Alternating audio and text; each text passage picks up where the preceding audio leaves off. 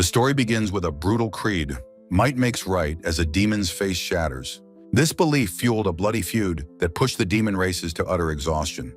Then 520 years ago, a winged demon king of overwhelming power united the world. This unifier was the strongest in history, a powerful figure named Hiram. 20 years into his reign, Hiram was confronted by the demon's highest authority. On his throne, Hiram faced the skeletal, spectral form of the looming demon god. Hiram met the entity's gaze with a look of grim and resolute determination. Manifesting as a pillar of fire, the god questioned Hiram's disobedience to its edict. The god's fiery form swirled with the ghostly skeletal figures of past souls. Its divine edict demanded 100 daily sacrifices, an order Hiram refused to accept. In a show of defiance, Hiram's powerful grip shattered the stone of his throne. He declared that this world of flesh and blood rightfully belongs to him alone. Hiram then commanded the powerful deity to retreat back to its own divine realm. The god's fiery skull form condemned Hiram's insolence and blasphemy against a deity. With a final cry to die, the god's oppressive majesty swept across the land. The divine energy flowed outward, beginning a dramatic and terrifying transformation. In an instant, the god's spiritual body materialized into a monstrous, physical form. The beast bellowed that a mere demon should know its place and not challenge a god. Hiram retorted that a god should know its place and not meddle in their world. A wide, confident, sharp-toothed grin spread across Hiram's face as he accepted the challenge. Their battle began with a tremendous impact that shattered the very air between them. The sheer force of their fight was enough to tear the mountainside asunder. Hiram stood as a lone figure against a colossal, world-altering wave of divine energy. The Demon King's powerful magic clashed with the demon god's divine might and miracles. Their powers collided, resulting in a massive, blinding explosion that shook the earth. Hiram focused his power, unleashing a potent blast of his own formidable magic. The god's monstrous face contorted as it was struck by Hiram's powerful assault. In retaliation, the god unleashed a devastatingly powerful breath attack from its maw. With his own demonic wings spread wide, Hiram flew directly to meet the attack. He countered the divine energy with a gigantic sweeping wave of jagged ice. The ice magic successfully froze the god's attack, encasing the beast in frost. The god's malevolent eye glared through the ice just before it began to crack. With a furious roar, the god shattered its ice prison, continuing the fight.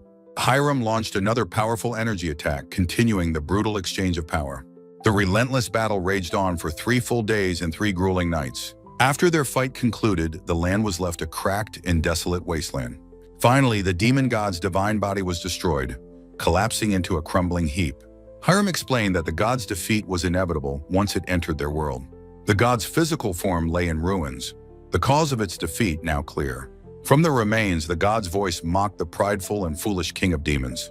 Hiram scoffed, retorting that the god was the one lying beaten on the ground. The god revealed that Hiram's very birth as a demon was the true cause of his defeat. Confused and angry, Hiram demanded to know what the god was talking about. The god praised his effort, then delivered its final, chilling decree of death. A strange crack appeared in the air as Hiram looked down in sudden shock. He watched in horror as his own hands began to crack and crumble away.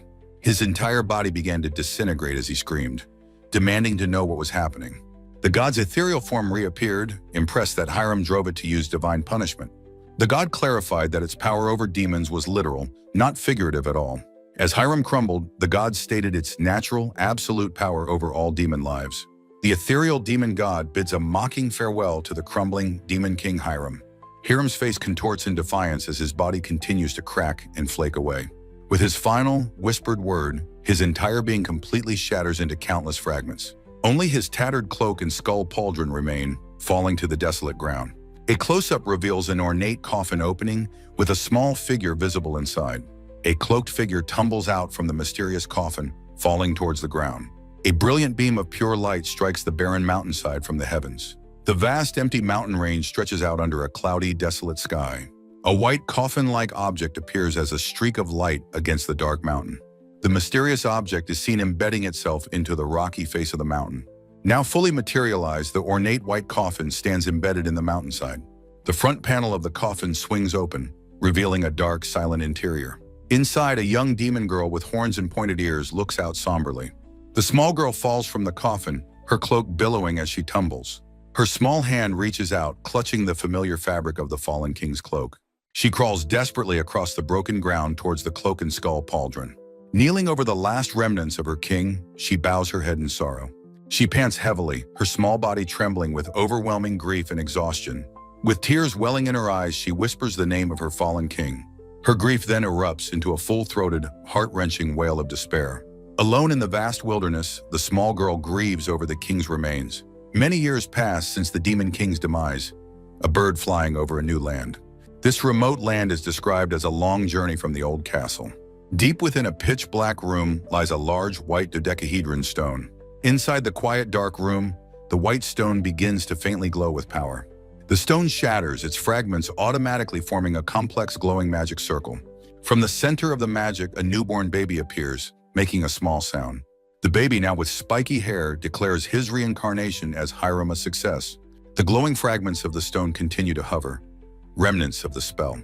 In a flashback, the demon Hiram recalls meticulously planning his reincarnation technique. He remembers that only the mind, soul, and magic circuitry are inherited. This process can lead to extreme confusion until the soul takes root. He realizes that if he remains a helpless infant, he will surely starve. To survive, he begins casting a spell to rapidly promote his own growth. The magical process racks his body with extremely intense growing pains. The agony is so great it feels as if every bone is being broken. He collapses to the ground, enduring pain he didn't anticipate being so severe. After the ordeal, he stands as a naked young adult in a dark chamber. He reflects on how his past self created this sanctuary specifically for this purpose. He examines his new, well-built human body, a vessel for his ancient soul. Now fully clothed in prepared gear, he stands ready in his protected sanctuary. He recalls setting the technique to trigger 10 years after his death. He worries the spell's high difficulty might have caused an unexpected delay. With a confident smirk, he notes that the powerful seal on the door is unbroken. He reaches out, placing his hand on the door to learn how long it's been. His confidence shatters as he learns with shock that 500 years have passed. He deduces the malfunction was caused by forcefully changing his race to human. He remembers making this choice after learning of the demon god's ultimate power. A mural illustrates that humans are considered the weakest of all the races. Another diagram shows that without a god's blessing, humans age and die quickly. His former demon self holds his new form, reflecting on humanity's latent potential. The absence of his horns confirms the success of his reincarnation as a human. In his new body, he excitedly marvels at the sensation of being human. With a feral grin, he admits he's not yet used to his new form. He is eager to test his limits and see if he is the strongest. Despite the passage of 500 years, his singular goal remains firmly unchanged. His demonic aura erupts as he declares his unwavering intent to kill the demon god. He reaches for the heavy, sealed door of his sanctuary, ready to leave. A sudden realization stops him as he senses something is amiss with the seal. To his surprise, he discovers the protective seal on the door has been broken. Stepping through the doorway, he is startled by the presence of an unexpected visitor. A beautiful elf warrior with long, flowing blonde hair bursts past him into the sanctuary. The armored elf rushes inside, her expression one of shock as she sees him. Her eyes wide with alarm, she demands to know why he is there. Urgently, she warns him of a dangerous dragon sleeping nearby, fearing for his life. Unfazed by her warning, he calmly introduces himself as Hiram. She introduces herself as Lumiel, revealing she has come to slay the very dragon. A musical note signifies she has received a message, touching her ear to listen. After a brief exchange, she acknowledges the message and turns back to Hiram. Her expression turns serious as she confirms her understanding of the received orders. Calling his name, she explains she has other business to attend to first. She urgently requests that he descend the mountain alone while she handles other matters. He agrees to her request, though a hint of hesitation lingers in his expression. As she runs off, she gives a final, stern warning not to go near the summit. He watches her leave, finding her boisterous personality amusing. Her mention of a dragon sparks a cunning smirk on his face, an idea forming. Looking up at the mountain peak, he realizes it's an ancient dragon. With purpose, he walks through the forest, leaves swirling around his determined steps. Each step is firm as he moves towards the peak, the situation perfect for him. He recalls sensing the immense mana of a high-order ancient dragon near the summit. He decides a fight is the best way to acclimate to his new body. A confident smile plays on his lips. This is the perfect test for him. He approaches the dark cave entrance, ready to test his power through combat. He ventures into the dark, vast cavern, his silhouette framed by jagged rock. Inside, a colossal ancient dragon roars at him as he casually apologizes for intruding. With an eager grin, he challenges the massive beast to a contest of strength. The dragon's intelligent eye narrows, accepting the bold challenge from the lone intruder. It gathers a swirling vortex of destructive energy in its maw, preparing to attack. A powerful beam of energy erupts, scorching the cavern with its immense power. A shocked Hiram leaps away, narrowly dodging the dragon's devastating breath attack. A feathery appendage on his arm blocks a descending spike from another dragon. Jorm slams his massive claw into the ground, letting out a questioning roar. Dwarfed by the beast, he smirks confidently and compliments its impressive movements. The ruined chamber is a chaotic scene of battle between Hiram and two dragons. He displays incredible agility, running along the back of the massive dragon. Looking back, he notes the splendor of an ancient dragon's breath attack. He is surprised by the sheer scale of the airborne assault from the second dragon. He leaps away just as the energy beam strikes the other dragon's body. Landing gracefully, he finds himself directly before the second dragon's massive, toothy maw. As the dragon prepares to strike, he meets its glare with a confident smirk. A close-up reveals the fierce, intelligent eye of a colossal ancient dragon. Its massive clawed feet crash down, shattering the ground with immense force. Facing this power, Hiram offers a wild, confident smirk of pure excitement. With impossible speed, his feet blur as he dashes across the battlefield. He leaps onto the dragon's own enormous body, using it as a platform. The beast, Jorm, lunges with its claw, but Hiram dodges with incredible agility. Running along the creature's spine back, the warrior prepares his next move. After a dynamic exchange, the massive dragon is sent crashing to the earth. Lying amidst the rubble, the defeated dragon lets out a pained growl. Hiram internally reflects on his increased power in his new human form. He stands victoriously atop the dragon's head, surveying the destruction. A confident smile confirms his belief in the latent potential of humans. The battle, however, is not yet over as the beast stirs. With renewed fury, Jorm lunges upwards, jaws snapping at his opponent. Hiram lands gracefully before the dragon's gaping mouth, completely unintimidated. He rhetorically asks if the beast still has the will to fight. A colossal pillar of divine light slams the dragon back into the ground. The creature roars in agony from the overwhelming magical assault. Its eyes shows the pure shock and pain of the final blow. The great and ancient beast is finally and truly subdued. Jorm concedes defeat, offering his life to the powerful human warrior.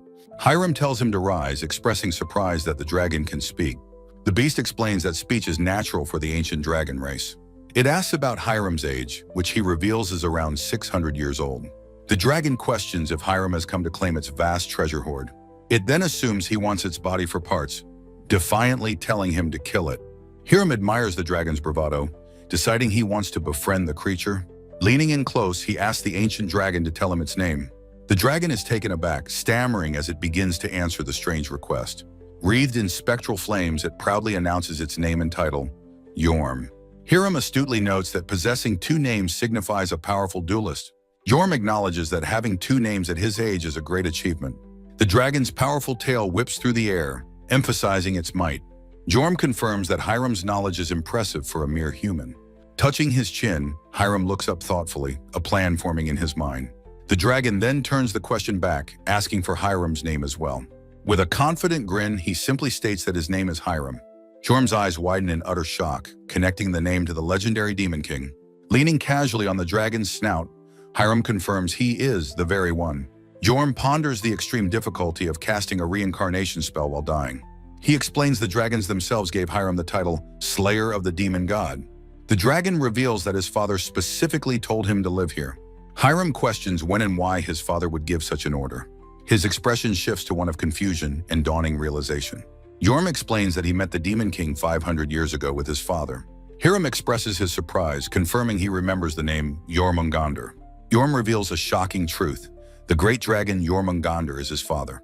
A flashback shows Hiram as the Demon King with Jormungandr as his vassal. Hiram recalls that Jormungandr was not just a vassal, but a close friend and advisor. He realizes his friend most likely had Jorm stay here to protect his grave. Hiram recalls that his old friend Jormungandr first suggested he reincarnate as a human. In a flashback, the mighty Demon King Hiram is advised to be reborn a human. He remembers the great difficulty and low success rate of such a powerful spell. Back in the present, Hiram begins to correct the popular legend of his victory. The ancient dragon Jorm, confused by this, asks for an explanation. Hiram reveals the demon god's physical form was destroyed by its own power. Furthermore, he explains its spiritual body was also brought to the brink of death. This sudden realization makes Hiram urgently demand every detail Jorm knows. Jorm explains that divine punishment is a self-destructive, existential attack. Hiram quickly deduces this divine power cannot be used against humans. He eagerly presses Yorm for information on the demon god's fate. A vision of a cocoon of skulls illustrates Yorm's theory of where the god hides. Hiram concludes that his enemy must be hiding somewhere in the mortal world. The defeated dragon acknowledges Hiram's gratitude with a simple welcome. A quiet moment of contemplation passes between the two ancient beings. As Hiram begins to depart, Yorm calls out, asking his intentions. The dragon expresses that he feels no shame in being defeated by the legend. Hiram reaffirms his earlier praise, insisting that Yorm is truly powerful. Yorm, accepting his fate, asks to be killed without hesitation. With a confident smile, Hiram instead offers the dragon a place by his side. His eyes burn with intensity as he invites Yorm to join his new conquest. The dragon is taken aback, questioning Hiram's sudden talk of world conquest. Hiram declares his grand ambition to conquer the world once again. Still processing the offer, Yorm asks if his new master is being serious. Hiram assures the ancient dragon that he would never lie about such a matter. Inspired, Yorm pledges his life and pride to serving his new majesty. A brilliant light envelops the dragon as he agrees to accompany Hiram. The intense light of the transformation begins to fade, revealing a new form. The colossal dragon has been reborn as a small, energetic, lizard-like creature. Hiram compliments Yorm's skill, who proudly boasts of his particular abilities. The newly transformed Yorm eagerly asks his master for his next orders. Yorm has an idea, suggesting they make use of the treasure in the cavern. His master admits he has no immediate tasks before finding the demon god. Hiram questions Yorm's offer, believing treasure collection was a dragon's hobby. Yorm clarifies that the main hoard was inherited from his powerful father. They step into a vast cavern filled with mountains of gold and jewels. When asked, Yorm clarifies that he did not collect this massive hoard. He proudly shows off his own small, peculiar collection of sparkly items. Hiram internally concludes that the dragon has very strange and worthless taste. Yorm explains his father's prophecy about the treasure's future purpose. He now understands his father's words must have referred to meeting Hiram. Hiram wonders about Jormungandr's whereabouts, hoping to see him again one day. Yorm excitedly presents an item his father told him to guard carefully. Hiram is stunned into silence by the sight of the familiar glowing pendant. He urgently demands a closer look at the incredibly important artifact. The small dragon obliges, happily handing the precious item over to him. Hiram reveals it is the counterpart to an amulet he gave his daughter, Filthy. He explains the pendant is a magic tool used to locate her and gauge her condition. He recalls that Filthy was a powerful demon girl with a very long lifespan. The flickering blue light confirms she is alive, but her location is obscured. Hiram asks his dragon companion if his father ever spoke of Filthy. With a look of disappointment, Hiram quietly processes the negative response. Seeing his master's reaction, Yorm asks if his majesty is feeling sad. Clutching the pendant, Hiram's expression hardens with renewed determination. He declares that knowing she is alive is enough for now. With newfound resolve, he announces they will search for Filthy and the demon god. Yorm responds with an enthusiastic roar of agreement to the plan. Hiram places his trust in the dragon, who vows to do his best. Among the treasure, a magic bag is found, able to hold immense weight. All of Jormungandr's treasure is stored within the magical container. Hiram and Yorm then walk together out of the now empty cavern. Emerging from the darkness, Hiram looks up towards the bright light outside. The camera pans up, revealing the brilliant open sky above the cave mouth. Standing on a high cliff, the two companions survey the vast cloud-filled landscape. Hiram shouts for them to begin their journey, and Yorm roars in agreement. Their journey takes them to a different region, a peaceful forest clearing. A large, brutish monster is seen standing idly in the middle of a path. Elsewhere, an elf warrior skillfully fights a different, smaller monster. With a graceful spinning slash, Lumiel Ortville defeats her monstrous opponent. She then turns her attention to a new, much larger threat ahead. A massive orc lord looms over her, its shadow casting a menacing pall. The scene focuses on the stark contrast between the small elf and the giant orc. Meanwhile, Hiram and Yorm walk along a road nearing a human town.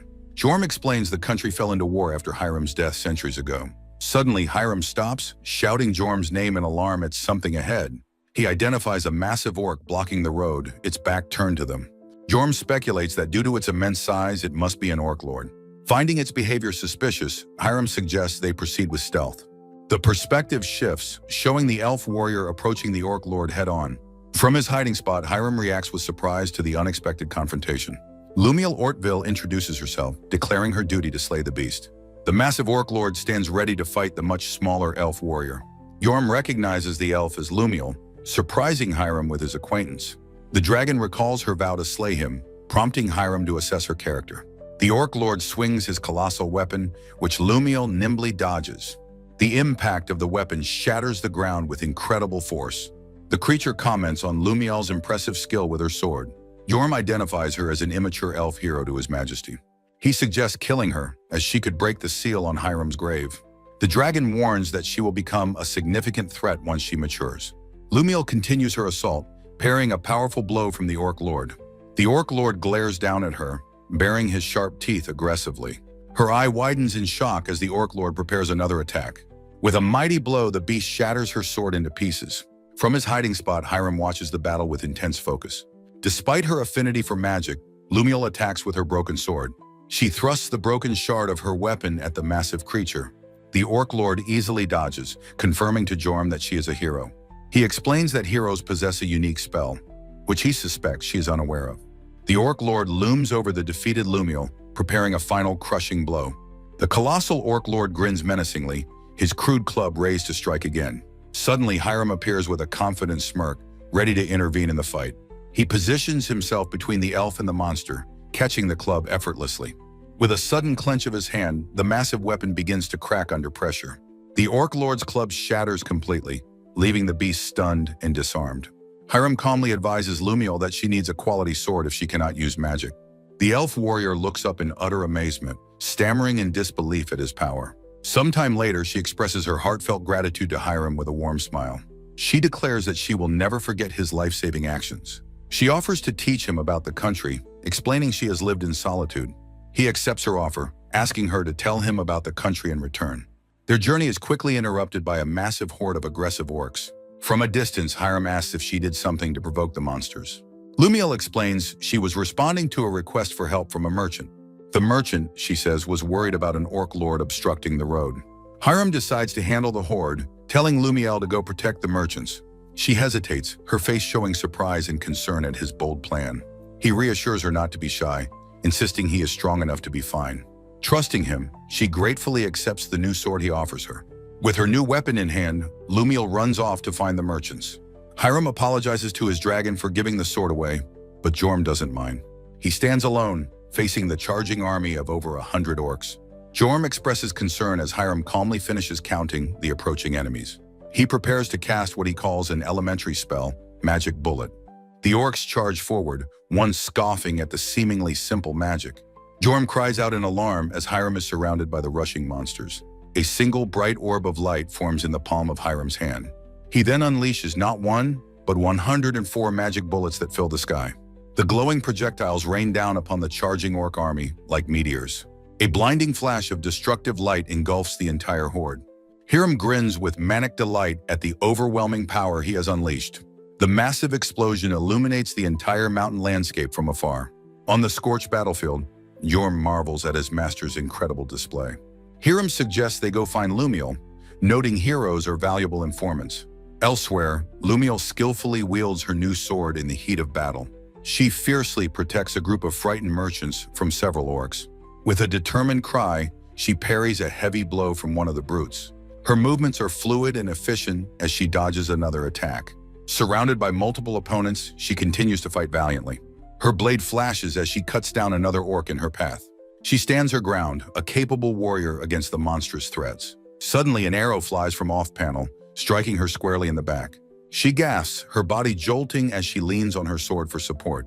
Her expression is one of pure shock and pain from the unexpected attack. Now on the ground in a wooded area, she weakly asks why this happened. The bandit leader reveals their deception, mocking her for being an idiot. His men discuss stealing her valuable sword and leaving her for the orcs. One cruelly suggests they assault the self-important elf before abandoning her. Betrayed and defeated, Lumiel whispers a desperate, heartbroken, "Why?" The bandit leader leans in, sadistically mocking her despair and confusion. The bandit leader holds Lumiel's face, explaining his motivations are money and sadistic pleasure. A close-up reveals his cruel, sneering mouth as he speaks. He sadistically wonders how she will feel being violated by those she tried to save. A calm voice suddenly interrupts, telling the bandits to leave her be. Hiram's hand is shown gently touching Lumiel's cheek, comforting her. Kneeling before her, Hiram firmly commands the men to leave the elf girl alone. The startled bandits shout in surprise at the newcomer's sudden appearance. One of the men angrily demands to know who the stranger is. From horseback, Hiram calmly claims to be a normal human who was just passing by. The bandit leader assesses the seemingly weak human, deciding he can be sold. With a slight smile, Hiram finds their plan to capture him amusing. A bandit's eye narrows with determination as he prepares to attack. In a flash, Hiram delivers a powerful punch, sending a bandit flying. His comrades watch in shock as their friend is thrown through the air. Enraged, the remaining bandits are ordered to kill Hiram and charge forward. The three men rush their target, who stands calmly, ready for their assault. After the brief skirmish, Hiram looks on with a cool, detached expression. Leaves fall through the trees, marking a quiet moment in the forest. Lumiel lies unconscious on the ground, surrounded by the woods. Kneeling over her, Hiram gently asks the elf warrior if she is okay. Lumiel's eyes flutter open as she weakly recognizes her savior. He reassures her that she is safe now and that she doesn't need to worry. Looking up at him, she manages to whisper her thanks for his help. Hiram sits beside her, placing a hand on her forehead to begin a healing spell. He utters a single word of power, commanding the magic to mend her wounds. The two are seen together as the healing energy begins to work. Lumiel expresses her gratitude and says she feels better before fainting. Hiram realizes she fainted, and his familiar explains his new human body amplified the spell. He turns his attention to the pile of defeated and groaning bandits. The leader screams, questioning why a human would protect their elven enemy. Hiram coolly reminds the man that he was the one planning to enslave him. His sharp eyes then notice a peculiar object in the bandit leader's bag. He pulls out a large skull-adorned jar, identifying it as a tool to attract orcs. Hiram then spots another magic tool worn on the leader's belt. He realizes the bandits had items to both lure and ward off monsters. A grotesque image of the orcs the tool was meant to summon appears. He deduces the entire orc attack was an elaborate trap set by the fake merchants. He concludes a powerful mage must be controlling the orcs to kill Lumiel. The bandit leader's face is contorted in pain and fear. Pinning the man to the ground, Hiram demands to know who sent him. The bandit's eye is wide with pure terror under the intense interrogation. The orc-attracting jar is seen sitting ominously in the grass nearby. The leader screams in agony as Hiram applies pressure. He insists he knows nothing, his hand being twisted by his captor. Hiram looks down skeptically, accusing the man of playing dumb. He presses again, asking for the identity of the skilled mage behind the plot. The bandit continues to scream in pain, insisting that he is telling the truth. He cries out again that he is ignorant of any larger plan. Hiram's small, winged familiar asks if the man might truly know nothing. Accepting this possibility, Hiram decides to abandon the interrogation and head for the city. Small, curious dragons watch as Hiram stands over the defeated bandits. His familiar Yorm questions the wisdom of taking the unconscious Lumiel with them. Lifting a pendant, Hiram asks his companion if he recognizes the magical item. Jorm correctly identifies the object as a tool used for repelling monsters. Hiram then reveals the bandits also possessed a jar for attracting orcs. He states with cold detachment that their survival now depends on luck. A bandit's terrified face reflects the menacing shadow of an approaching orc. The monstrous horde, led by a massive cleaver-wielding orc, descends upon them. In a tranquil forest, birds take flight from the lush canopy of trees. Sometime later, Hiram walks peacefully through the woods carrying the sleeping Lumiel. He holds the unconscious elf warrior gently, her head resting against his shoulder. Lumiel sleeps soundly in his arms, her ordeal seemingly forgotten for a time. With a start, she awakens and calls out Hiram's name in surprise. Now standing, she insists she can walk as he asks if she's better. She confirms she is, shyly thanking him for the use of his fine sword. Hiram casually dismisses her gratitude, telling her it was no great matter. She reacts with flustered shock at his offer to let her keep them. He cheekily suggests she can simply return the items after they reach the city. Agreeing to his terms, Lumiel then asks about the men who tricked her. Hiram bluntly informs her that the men were not merchants but bandits. He explains that he left them behind in a dangerous area with orcs. Lumiel looks shocked, asking if their grim fate displeases him. He says no. He remarks on her heroic nature, offering to let her rescue them later. Changing the subject, she brings up her mission to slay the ancient dragon. Hiram recalls their first meeting, confidently stating he would not lose to her. He reassures her with a bright smile, saying he already spoke with the dragon. Lumiel is left completely dumbfounded, unable to process his absurd claim. As they walk, she tries to rationalize his story about negotiating with the beast. He suggests that, for official purposes, it's best to have others verify it. Now he asks if he can resume his own line of questioning about her country. Hiram repeats the name of the kingdom, Ortville, with a curious expression. Lumiel confirms this, revealing that she is the king's eldest daughter. He realizes the bandits knew her identity and deliberately targeted the princess. Eager for information, he asks her to tell him more about the kingdom. A map illustrates Ortville as a great power that once united the continent. An ornate mural depicts the social hierarchy, with elves ruling over all others. Lumiel explains that elves have oppressed humans, and she is elf royalty. She believes this is why the bandits held such resentment towards her. Her voice trails off as she prepares to ask him a difficult question. With an anxious look, she asks if he, as a human, holds a grudge. He looks at her intently, asking if she herself partakes in the oppression. She vehemently denies it, though her tone lacks complete and total conviction. Hiram calmly points out her lack of confidence in her own statement. She admits feeling responsible as royalty, but powerless to stop the tyranny. He summarizes that she doesn't oppress and is actively trying to stop it. She confirms this is true, though she reiterates her feeling of powerlessness. He smiles gently, telling her he therefore has no reason to hate her. He explains that good and bad people can be found in every race. Lumiel looks up at him, her eyes wide with surprise and profound relief. With a grateful, trembling smile, she quietly thanks him for his understanding. Journeying towards a distant city, Lumiel asks about a continent ruled by a demon king. Hiram observes that she had previously omitted demons from her explanation of social hierarchy. With a serious look, Lumiel prepares to explain the history of demons on the continent. Her tale transports them to a desolate landscape from 2 or 3 centuries ago.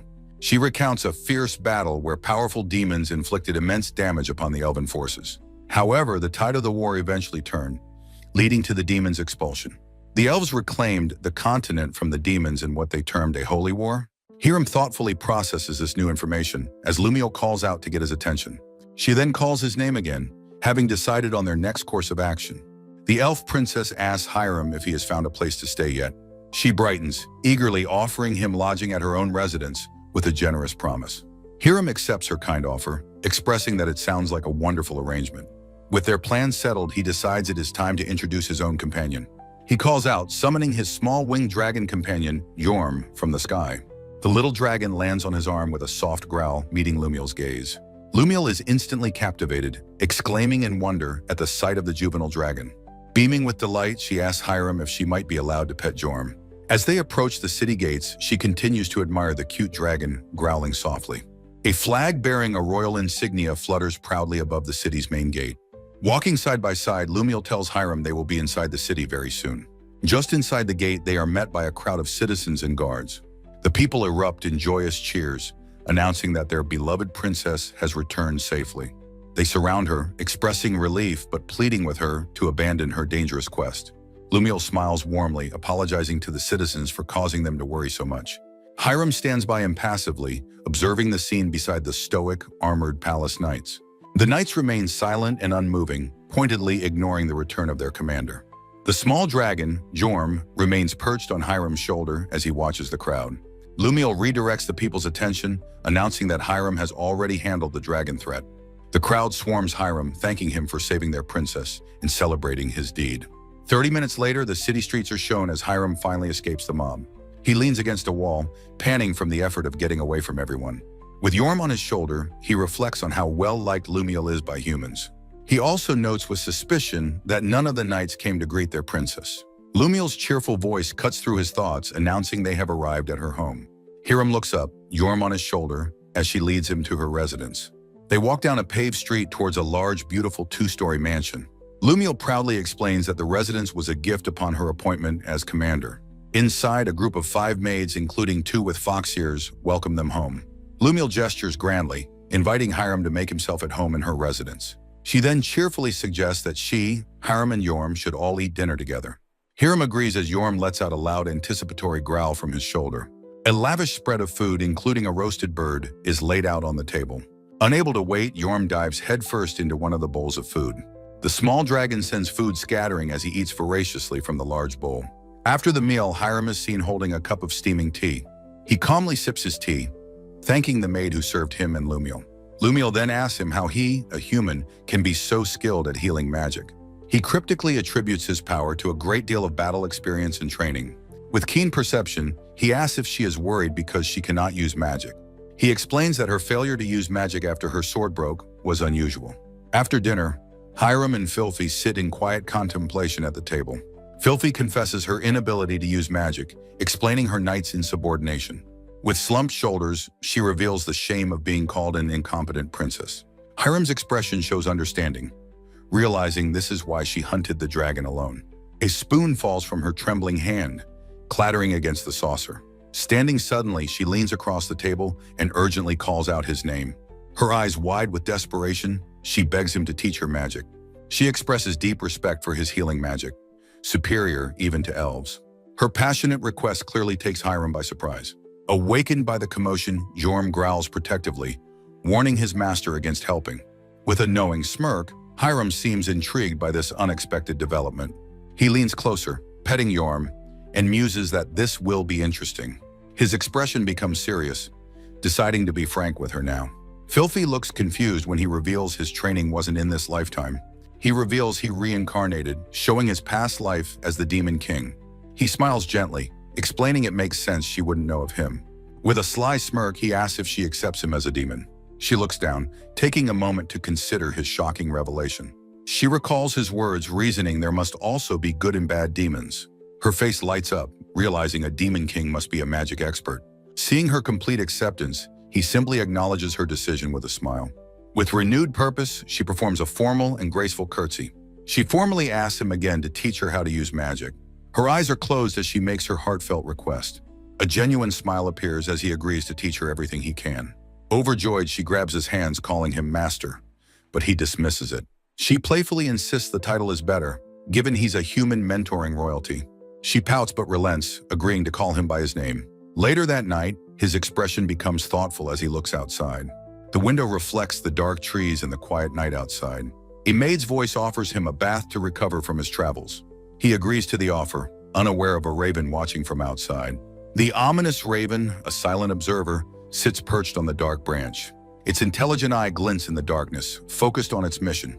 With a powerful flap of its wings, the raven takes to the sky. It soars through the cloudy night sky, crossing a vast, desolate landscape. It arrives at a dark, icy cave where a lone figure waits. The horned man's clawed hand picks up a small, shining silver object. The silver object gleams brightly in the dim light of the cave. With the raven on his shoulder, he calmly examines the strange artifact. A sinister smile crosses his face as he contemplates his next move. He opens his mouth, preparing to speak a single, chilling name. His dark, clawed hand clenches, crushing the object with ease. With a victorious grin, he finally speaks the name of his target.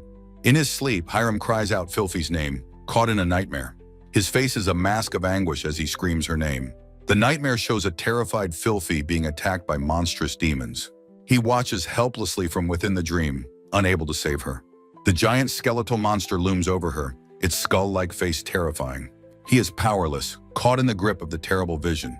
In the throes of a nightmare, Hiram's face is a mask of pure terror. He jolts awake in bed, screaming Filthy's name into the silent, sunlit room. Clutching his face, he pants with relief, realizing it was only a dream. Now composed, he sits on the edge of the bed beside his sleeping dragon, Jorm. From the window, he watches Lumiel practicing her sword forms with intense focus below. In the courtyard, the elf princess trains diligently, unaware of the eyes upon her. Back inside, Hiram gently nudges his companion awake, musing on the comfort of elven beds.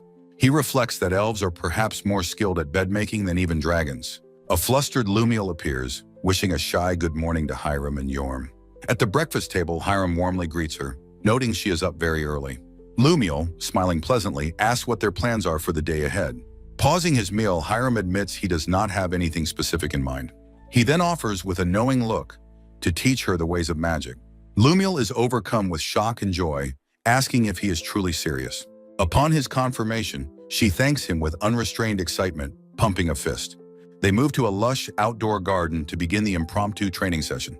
Amidst butterflies, Hiram starts his lesson, explaining the two main types of magic.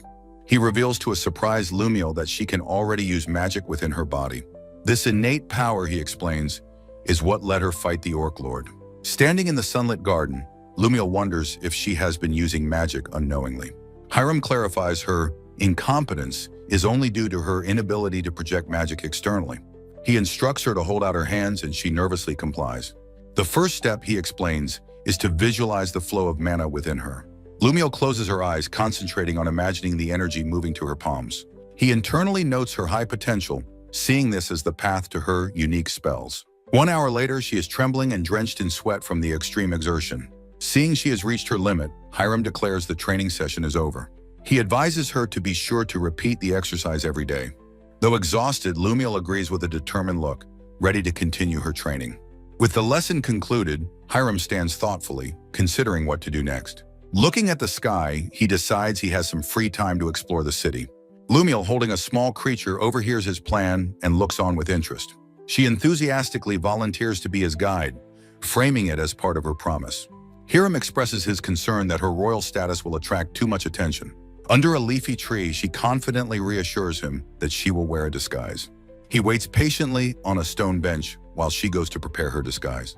She calls out to Hiram and Yorm as she returns, her cloak billowing. Announcing her readiness, she thanks them for waiting for her. Her disguise is revealed, a dark cloak and a pair of large, fluffy fox ears. Hiram questions her choice of disguise, while Yorm silently thinks it is quite obvious. Lumiel has a moment of comical realization, her fox ears twitching. She quickly asks them to call her Lumi to avoid her real name being discovered. As they walk, Hiram internally muses that her identity will be obvious regardless. They proceed into an affluent district of the city, marked by ornate architecture. The streets are filled with elegantly dressed elves going about their daily lives. The citizens immediately recognize the princess, whispering about her poor attempt at hiding. Hiram's strong, gloved hands are shown as he stands in the busy market street. He comments on the beauty of the city, especially this wealthy elven district. Lumiel's expression turns somber as she hints that not everything is as it seems. She leads him away, leaving a confused Hiram to follow with Yorm in his arms. Hiram and his disguised companion Lumi walk towards the imposing city gate. Beyond the gate lies a narrow, dilapidated street of weathered, crowded buildings. Upon entering the slums, they are warmly greeted by a group of joyful children. The ragged children rush towards Lumi, who happily asks if they are all doing well. Hiram watches the scene unfold, his expression thoughtful and analytical.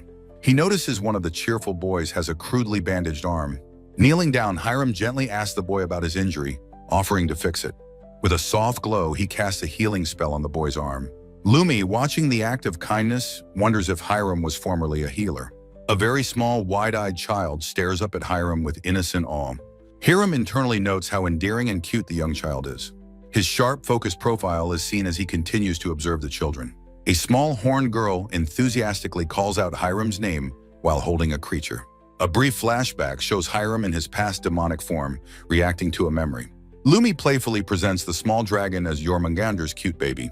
A gentle, rare smile appears on Hiram's face as he watches the interaction. A child asks if the creature is a lizard. Hiram introduces him as Jorm. Surrounded by the children, Hiram sends Jorm flying into the air for them. He smiles broadly, clearly enjoying the children's unrestrained delight. Lumi looks on with a soft, compassionate expression. She remarks to Hiram that he is very skilled with children. He confirms her observation, asking if she truly thinks so. The children, a mix of races, cheer as the small dragon soars above them. Sitting on a wall, Hiram explains he sees a part of his daughter, Filthy, in them. He reveals Filthy was his daughter in a past life, only 10 when he died. Lumi listens with a look of deep worry and sympathy. He explains that 500 years have passed, but a magic tool confirms she is alive. Wistfully, he expresses his profound wish to see her again, even just once. Lumi looks up, her eyes reflecting her empathy for his long separation. A village woman approaches, thanking Lumi for her help on a previous day. Dismissing the thanks, Lumi kindly inquires about the woman's now-recovered husband. Another villager asks to speak with her, and Lumi apologizes for ending the tour. Hiram encourages her to talk to them, saying it's a good way to see the city. He steps back, observing as a crowd of hopeful villagers surrounds Lumi.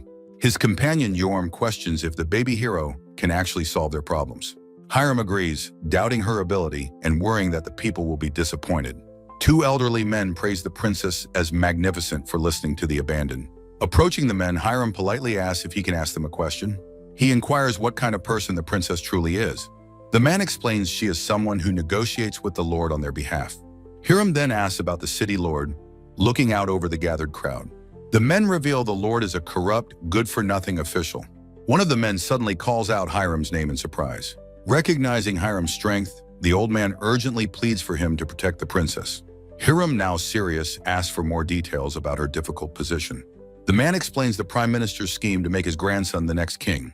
He continues, stating that the popular princess stands in the way of this ambition. To neutralize her, the prime minister took her knights and exiled her to the city.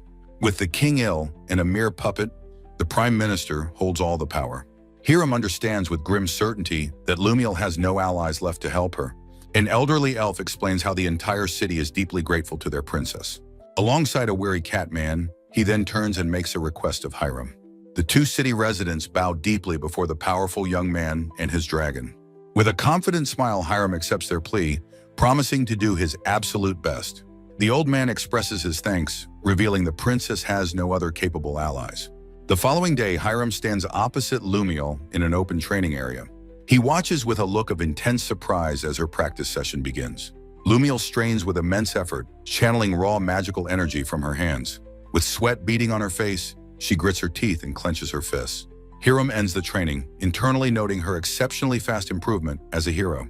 Afterward, a maid serves refreshments to a grateful Lumiel, who sits on the grass.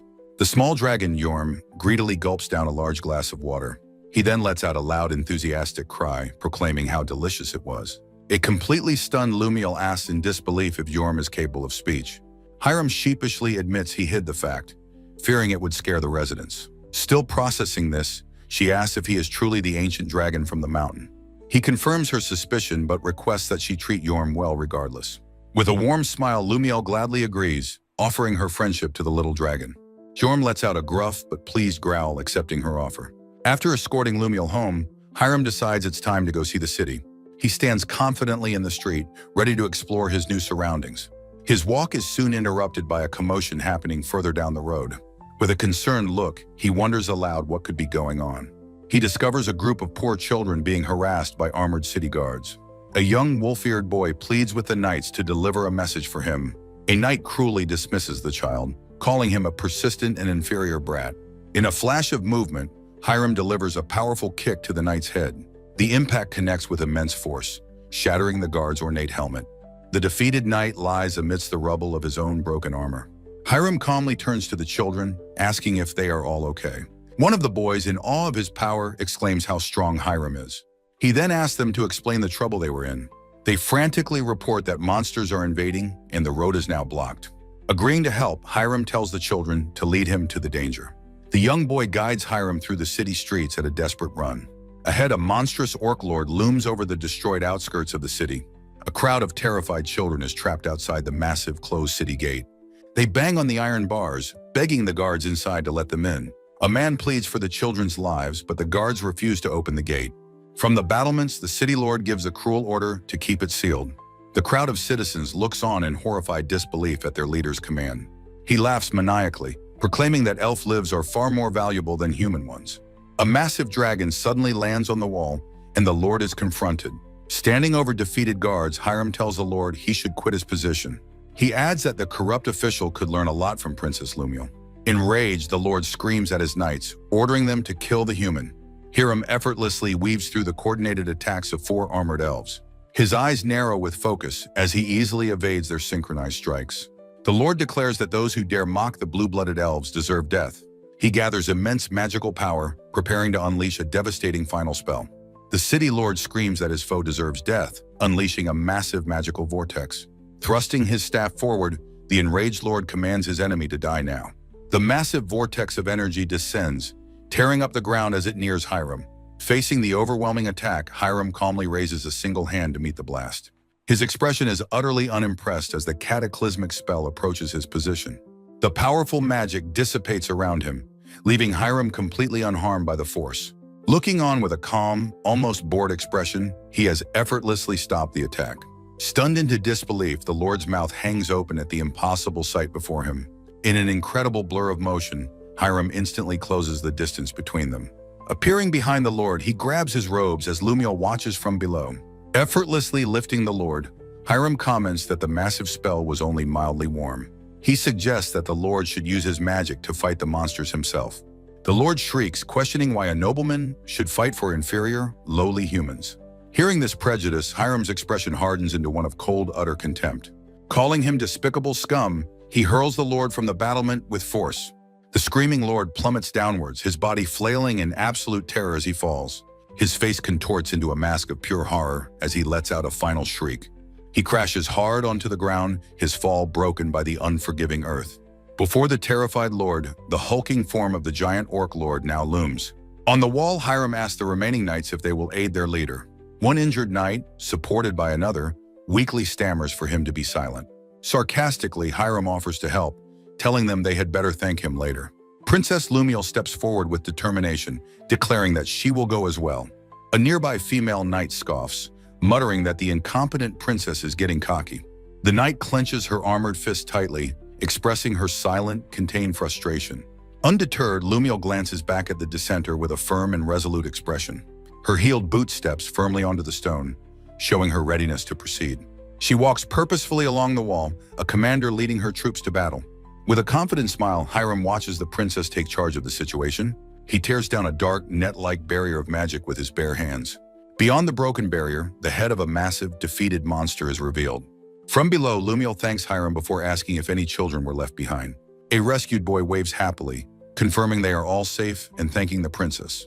Relieved, Lumiel smiles and promises the children that she will handle the rest. On a desolate battlefield, Hiram offers a sword to Lumiel for the fight ahead. She walks forward, ready to confront the massive, tattooed monster waiting in the ruins. Her heeled boots step firmly onto the broken ground, bracing for the coming battle. Another firm step kicks up dust, showing her unwavering resolve to face the beast. Her determined face is shown for a split second as she prepares to move. The monster roars, smashing its fist down as Lumiel narrowly dodges the blow. Its powerful punch pulverizes the ground, missing the agile princess by mere inches. From above, she looks up with focus, assessing the monster's furious attack pattern. The monster's gigantic fist fills the view, emphasizing its overwhelming size and strength. It unleashes a furious barrage of punches, smashing the earth all around her. With incredible speed, Lumiel gracefully weaves between the monster's devastating, ground-shattering attacks. Her expression is one of pure focus as she narrowly dodges another crushing blow. After evading the final punch, she lands gracefully in a low, ready crouch. She kneels on the broken ground, eyes closed, exhausted but safe from the onslaught. She begins to concentrate, seeking to visualize the flow of mana within herself. Gripping her sword tightly, she prepares to channel her power for a counterattack. On the shattered ground, Lumiel kneels, gathering her strength for the coming fight. A colossal, muscular monster with tusks charges her, roaring with immense fury. With a determined glare, Lumiel focuses her resolve, unafraid of her massive foe. She nimbly dodges the monster's initial charge, her movement swift and precise. The beast's powerful fist smashes into the earth, sending rocks and debris flying. Weaving with incredible speed, Lumiel slips underneath the monster's massive swinging arm. She continues her evasive maneuver, running past the creature's powerful leg.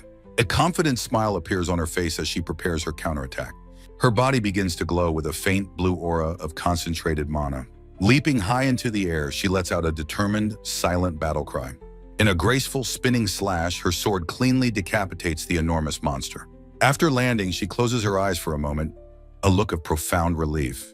Her eyes then open, shining with the pure joy of a hard-won victory. She runs towards Hiram, raising her arm and proudly announcing her success. He praises her improved skill, but she humbly gives him all the credit. The rescued children swarm their princess, their voices filled with gratitude and relief. Suddenly, a child points to the sky, shouting a panicked, urgent warning. Hiram's expression turns grim as he declares that the fight is not over. In the sky, a colossal, dark magic circle with glowing runes materializes. The ground trembles and cracks under the immense power of the ominous portal. A horrified Lumiel looks up, asking Hiram what the terrifying sight could be. Beside her, Hiram and his small dragon companion Jorm watch with serious expressions. From the swirling void, a monstrous skeletal dragon head emerges with glowing eyes. The full, terrifying form of a zombie dragon descends from the magical gateway. As the new threat appears, the story transitions to the start of a new chapter. The undead dragon crashes into the city, its impact sending debris flying everywhere. Hiram identifies the new monster as a zombie dragon, shocking a disbelieving Lumiel. He explains it as a corpse whose soul has been forcefully bound to it. Asking Jorm if he recognizes it, Hiram receives a negative response. He then asks Lumiel if she can handle it, and she quietly agrees. A close-up reveals her face, her expression now one of solemn resolve. Sword in hand, she stands ready to face the new, more powerful foe. She declares with unwavering courage that she will take care of the beast. In response, the zombie dragon spreads its tattered wings, readying its own attack. It lets out a deafening roar that shakes the very foundations of the city. The terrified children cringe and cover their ears from the overwhelming sound. Hiram gathers the children close, warning them not to leave his side. His determined gaze shows he is also preparing to enter the fray. Planting his foot firmly, he signals his readiness for the coming battle. Lumiel charges forward, her sword a silver streak against the colossal undead dragon. With incredible agility, she dodges the massive swipes of its bony claws. The dragon presses its assault, forcing her to react to its overwhelming power. Thrown through the air by a missed attack, she remains in control. She lands gracefully on a piece of rubble, prepared to continue her assault. Her focused eyes reveal an unwavering and heroic determination to win. The dragon's skeletal maw opens, gathering an intense fiery energy within. It unleashes a devastating torrent of white-hot fire across the battlefield. Enveloped in a protective aura, Lumiel flies directly through the flames. She lands defiantly on the dragon's back, her sword poised to strike. From the ground, the children and Hiram watch her daring attack with alarm. Amidst a torrent of energy, the elf princess Lumiel is momentarily overwhelmed. A close-up reveals her eyes, filled with fierce and unwavering determination. She leaps through the air, her sword held high, prepared to strike. The colossal zombie dragon unleashes a devastating torrent of white-hot fire. Dodging a powerful claw swipe, she lands deftly on its skeletal back. As the beast roars, Lumiel poises herself for her next attack. She strikes its spine with a flash of her blade, causing a bright impact. From below, Hiram expresses his amazement at her incredible swordsmanship. He notes that even the beast's powerful roar did not affect her. Its once sturdy scales split like paper against her inherent heroic power. Hiram muses that this is precisely why he finds heroes so irksome. The dragon thrashes wildly, causing nearby buildings to crumble into dust. Its destructive rampage sends shockwaves and debris across the ruined city. On the ground, the terrified children cry out the princess's name in fear. Turning from its aerial opponent, the dragon targets the vulnerable children. It rears back its skeletal head, preparing another massive fire attack. High above, Lumiel sees the immediate danger to the innocents below. A wide arc of destructive fire rushes towards the helpless children. From her perch, Lumiel screams a desperate warning for them to escape. The children cringe and shut their eyes, bracing for the deadly flames. Huddled together in terror, they await the inevitable, fiery impact. Suddenly, a massive, glowing magic circle materializes, shielding them completely. Lumiel looks down in shock, murmuring about the dissipated flames. Opening their eyes, the children look up in stunned, silent awe. Hiram stands protectively before them, his magic forming the powerful barrier. His expression is grim as he gathers crackling energy in his free hand. A powerful vortex of wind and lightning is unleashed from his position. The swirling storm of raw energy completely envelops the zombie dragon. Writhing in agony, the beast is trapped within the magical tempest. The force of the spell slams the dragon down with a massive impact. It crashes heavily amidst the rubble, immobilized by Hiram's powerful magic. Amidst the wreckage, Hiram creates an opening, shouting Lumiel's name. He calls out to her, signaling that it is time to deliver the final blow. Lumiel acknowledges the command, confirming she understands the plan perfectly. Diving towards the downed dragon, she prepares for her finishing strike. Her face is a mask of fierce determination as she plummets downwards. With immense force, she drives her glowing sword deep into the beast. She lets out a powerful battle cry as the decisive strike connects. The impact shatters the dragon's spine, dark ichor erupting outwards. In a dynamic arc, her blade carves through the undead creature's form. She lands gracefully as the beast's massive body finally goes still. Standing over the defeated dragon, she plants her sword in the ground. Her expression is one of exhaustion and relief after the hard-won fight. The colossal corpse of the zombie dragon lies motionless in the ruins. Looking at the fallen beast, she offers a quiet prayer for its soul. Hiram and Yorm approach, complimenting her on a superb display of skill. Lumiel turns, a gentle and grateful smile on her face, thanking him. The rescued children rush forward, joyfully thanking the princess for saving them. A wolf-eared boy also thanks Hiram for protecting them all from harm. Hiram addresses the crowd, ensuring that everyone is safe and unharmed. Amidst the joyous crowd, Lumiel is surrounded by the smiling demi-human children she helped save. Observing from afar, Hiram's expression remains grim as he analyzes the situation. Yorm questions his master, who realizes with dawning horror that Lumiel was the intended target. Hiram pieces together the enemy's plan to lure the heroic Lumiel into a deadly trap. Walking through the ruins, he discovers and greets the collapsed form of the city's lord. The lord is found huddled against a wall, clutching his head in absolute despair. His mind shattered, the man can only let out incoherent screams of pure agony. Yorm notes the lord's madness, while Hiram correctly suspects something far more sinister is at play. A sharp glint in his eyes reveals Hiram has detected a hidden magic upon the man. His intense gaze confirms his suspicion of a deeper, more malevolent conspiracy. He identifies the cleverly concealed curse that has been placed upon the broken official. Jorm asks about the curse's purpose, and Hiram explains it was meant to silence him. A dark, skeletal aura manifests, revealing the curse originates from the demon system of magic. Concluding they can learn nothing more, Hiram tells Jorm it's time for them to leave. The following morning arrives, bringing with it a sudden and unexpected new development. An excited Lumiel rushes toward Hiram, eagerly presenting a letter with a royal seal. She joyfully announces that her father, the king, has officially summoned Hiram to the capital. Surprised by the news, Hiram looks up and asks for the reason behind the summons. Lumiel explains it is to honor his deeds, though Hiram remains privately skeptical. He questions the speed of the summons, noting the battle was only the previous day. His mind races, certain there must be a hidden motive for this rapid invitation. With a calculating smile, he agrees to go on the condition that Lumiel accompanies him. Lumiel happily informs him she has already been assigned as his official guide for the journey. Delighted, she rushes off to prepare, earning a simple word of thanks from Hiram. While preparing, Jorm asks his master if he is concerned about the enemies awaiting them. A hand is shown elegantly lifting a porcelain teacup from its matching saucer. Hiram internally reviews the recent attacks, connecting them all to the Prime Minister's faction. He concludes his enemies are planning something, and he is eager to discover their plot. Now cloaked for travel, Hiram calls to Jorm and sets out for the capital. A confident smile crosses his face as he declares his growing excitement for the confrontation. Far away, a dark Gothic castle is silhouetted against the moon as dragons circle it. Within the castle, the formidable Demon Queen Irmgard commands a report be repeated to her. A kneeling general confirms the shocking news. The reincarnated Hiram is now a human. The Demon Queen, lounging on her throne, listens as her general affirms the intelligence. Her generals speculate that Hiram must have failed his difficult and tricky reincarnation spell. Another general suggests that even a failed Hiram could be used to sow discord.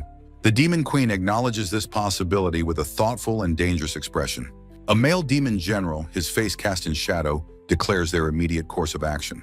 The general who delivered the report volunteers to handle the assassination of Hiram himself. He asserts his authority, stating that the Ortville kingdom falls under his jurisdiction. The Demon Queen looks at her general, her sharp gaze assessing his conviction. She accepts his offer, entrusting him with the critical mission to eliminate Hiram. The general bows deeply, expressing his gratitude for being given the solemn command. The Demon Queen gives her final, chilling order to bring her Hiram's head. In a dark hall, monstrous, shadowy figures peer out from behind heavy prison bars. Demon Queen Irmgard walks through the prison, her form illuminated by a single window. She reflects on the fact that her ancient rival has indeed been reincarnated. An exterior view of the castle shows its imposing, windowed facade against the night sky. Standing on a high balcony, she muses on his new, presumably weakened, human form. In a sudden surge of frustration, she shatters the solid stone balustrade before her. The Demon Queen Irmgard floats in a void, declaring a weak Hiram is not Hiram.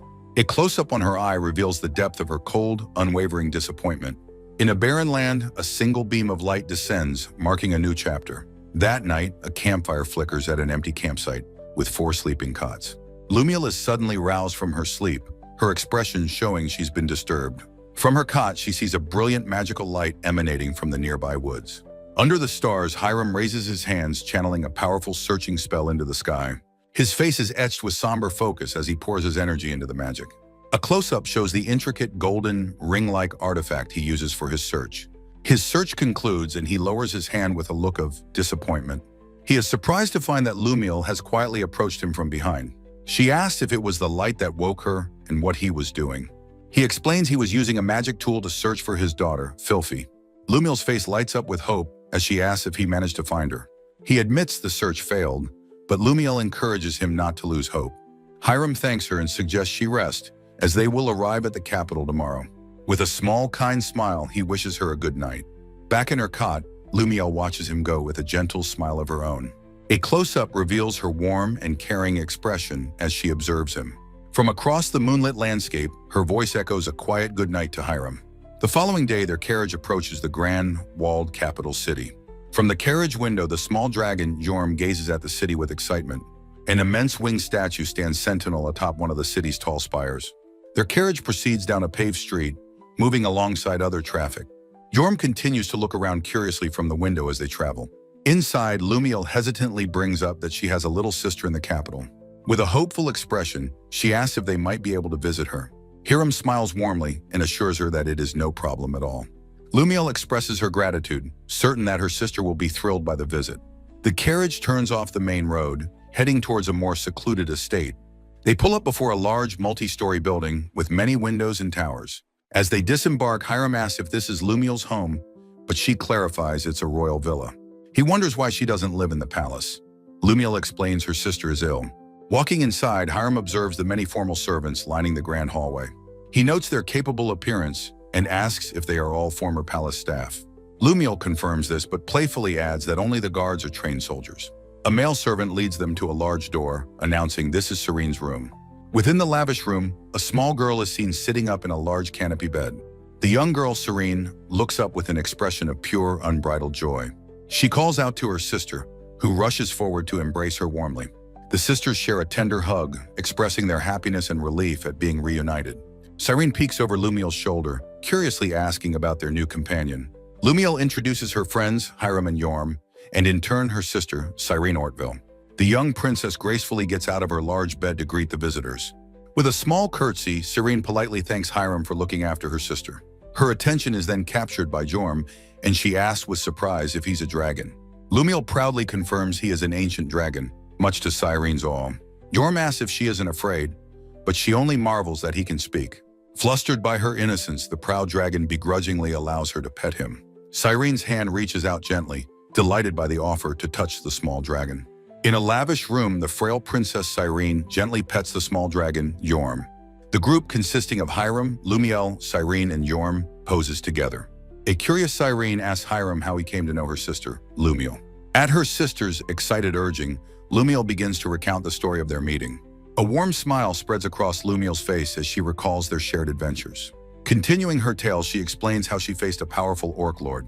Sunlight streaming through a window marks the passage of time as her story ends. Later, Hiram gently tucks in the now sleeping Cyrene, who looks peaceful. Lumiel watches sadly, remarking how long it's been since her sister rested so well. Hiram offers her encouragement, stating that the rest will surely help Cyrene recover. With a worried expression, Lumiel recalls the doctor's grim prognosis about a cure. Hiram acknowledges that Cyrene's illness is indeed a peculiar one that baffles physicians.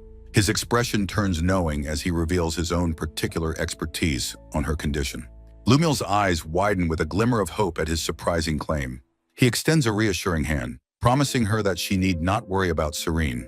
Hiram stands confidently, a faint glow of power emanating from his armored arm. Lumiel later shows Hiram to his guest quarters, a stark and empty room. A stern-faced elf servant appears, formally announcing that dinner has been prepared. Realizing the late hour, Lumiel lets out a large, surprised yawn. She declares her intention to skip dinner and sleep beside Serene due to fatigue. Scooping up Yorm, she dismisses Hiram's concern, playfully claiming dragons don't need to eat. Hiram watches her leave, his expression turning sharp and serious. His eyes narrow as he entrusts his dragon companion with a critical task. Yorm snaps a salute, confirming he will guard Cyrene from the suspicious staff. A beautifully prepared meal is presented on the long, formal dining table. Hiram finds himself dining alone, surrounded by the silent, imposing figures of the staff. Afterwards, Lumiel approaches and invites him to take a bath after his long journey. He agrees, noting it would be good to wash away the travel grime. A stack of fresh, folded towels awaits him by the bathing chamber. The elf servant offers his assistance, but Hiram curtly dismisses him. Sinking into the large steaming tub, Hiram sighs with contentment. He reflects on finally having a moment of solitude in the tense estate. His peace is broken as he senses another person, suspecting an assassin has returned. His eyes snap open, his expression instantly alert and prepared for a fight. The slender legs of an unexpected visitor are seen stepping into the water. He surges from the bath, his body coiled and ready to strike. He comes face to face with the stunned Lumiel, wrapped only in a towel. Shocked, Hiram can only manage to say her name in disbelief. Lumiel, equally flustered and panicked, cries out his name in return. Hiram's initial surprise quickly hardens into a serious, questioning gaze. He grabs her by the shoulders, turning her to face him directly. The motion is swift, her wet hair flying as he confronts her. Standing in the water, he demands to know why she has intruded. He quickly realizes her deliberate entry must be for a private, urgent reason. Lumiel's expression is somber, her eyes filled with a deep, unspoken worry. She makes a desperate request, asking him to take care of her sister. Hiram's concern grows as he asks if something is going to happen to Serene. She admits her uncertainty, but reveals her fear for her own life. She pleads with him to help Cyrene should she be unable to. With solemn understanding, Hiram agrees to her request, promising to protect her sister. With a serious expression, Hiram makes a solemn vow to protect Cyrene. Lumiel, her face wet with tears, desperately seeks his assurance for her sister's safety. Later, a barefoot steps onto the wet stone floor, leaving the bath behind. Hiram reflects on Lumiel's complete political isolation, realizing why she trusts only him. Overcome with relief, Lumiel embraces him tightly, expressing her profound gratitude. Leaving the bath, Hiram is met by a servant, whom he tells the bath was great. The attendant then thoughtfully offers the thirsty Hiram a post-bath beverage. His guest room door is heavy and reinforced, looking more like a cell entrance. Inside, the window is sealed with strong, ornate iron bars, adding to the feeling of confinement. The room itself is Spartan, containing only a simple bed on a stone floor. Escorted by a maid, Hiram dryly observes that his room resembles a prison cell. He grows suspicious, thinking it's as if Cyrene is being held under house arrest. With a deep sigh, the tired young man collapses onto the simple bed. Lying on his back, he wonders if the drink he was just served was drugged. A small, dismissive smile plays on his lips as he decides it doesn't matter. He resolves to simply wait and see what the enemy has planned for him. In the dead of night, moonlight streams through the barred window of his room. The chamber is dark and silent, with Hiram appearing to be sound asleep. Slowly, the heavy door creaks open as a cloaked figure slips inside. The mysterious assassin, shrouded in shadow, holds a large ornate sword at the ready. Moving with stealth, the figure approaches the bed where their target lies. Hiram remains perfectly still under the covers, seemingly unaware of the imminent danger. The cloaked assassin raises the gleaming sword high, preparing for a fatal blow. A dynamic motion captures the assassin's powerful, downward swinging attack. With incredible speed, the blade slices through the air toward Hiram's chest. The sword's tip stops just inches from his body, halted by an unseen force. Hiram's eyes are wide open. He calmly compliments the assassin's impressive skill. The hooded figure, their plan foiled, can only offer a quiet, pained apology. Sitting up, Hiram tells them not to apologize and gently asks what is wrong. The assassin pulls back their hood, revealing the tear-streaked face of Lumiel. He takes the sword's hilt from her, asking why she stopped her attack. Hiram points out that with her skills, she should have easily killed him. Lumiel can only repeat her apology as he takes the weapon from her hands. Now disarmed, she stands before Hiram, offering another apology for her actions. Suddenly, her expression shifts to one of fierce desperation as she reveals a hidden dagger. Hiram's eyes widen in shock at her sudden, desperate move. She turns the blade on herself, pleading for him to take care of Cyrene. A sharp upward motion shows the dagger being deflected at the last possible second. The small blade is sent flying through the air, spinning away from Lumiel. Hiram is revealed to have slapped the weapon from her hand, saving her life. Lumiel stands defeated, her desperate self-sacrificial gambit having completely failed. As tears stream down her face, Hiram asks if the Prime Minister is responsible. He looks at her with knowing eyes, stating that his guess was correct. Calmly, he deduces the entire plot. The Prime Minister took Cyrene hostage to force her hand. Unable to deny the truth, the defeated Lumiel collapses to the floor. She confesses that Cyrene's life depends on a medicine only the Prime Minister controls. With anguish, she admits that she just couldn't bring herself to kill him.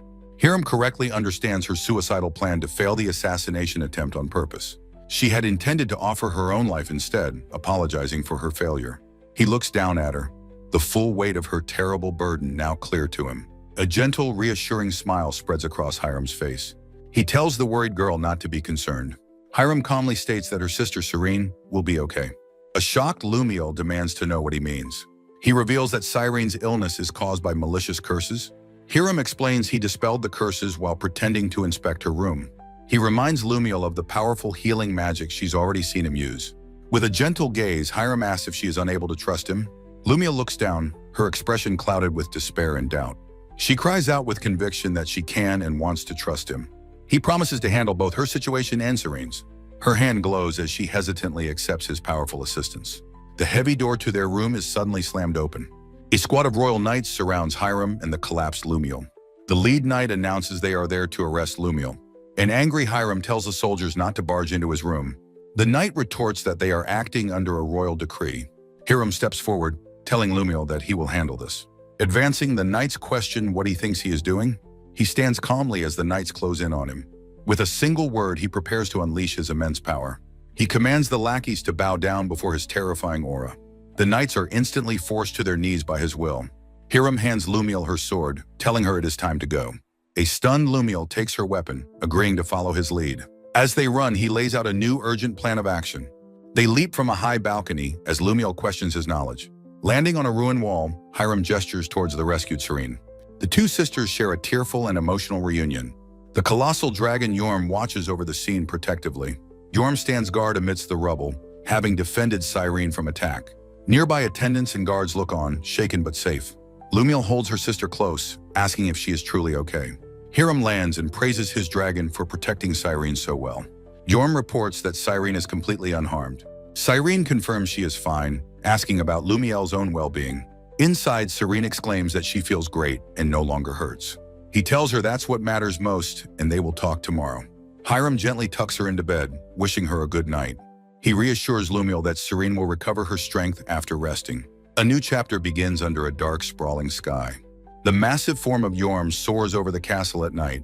The dragon swoops down from the heavens with incredible speed. Hiram and Lumiel stand ready on the back of their colossal mount. Lumiel's expression is one of firm resolve for the coming conflict. Her gloved hand tightens around the hilt of her ornate sword. Hiram looks on as Lumiel prepares herself for what is next.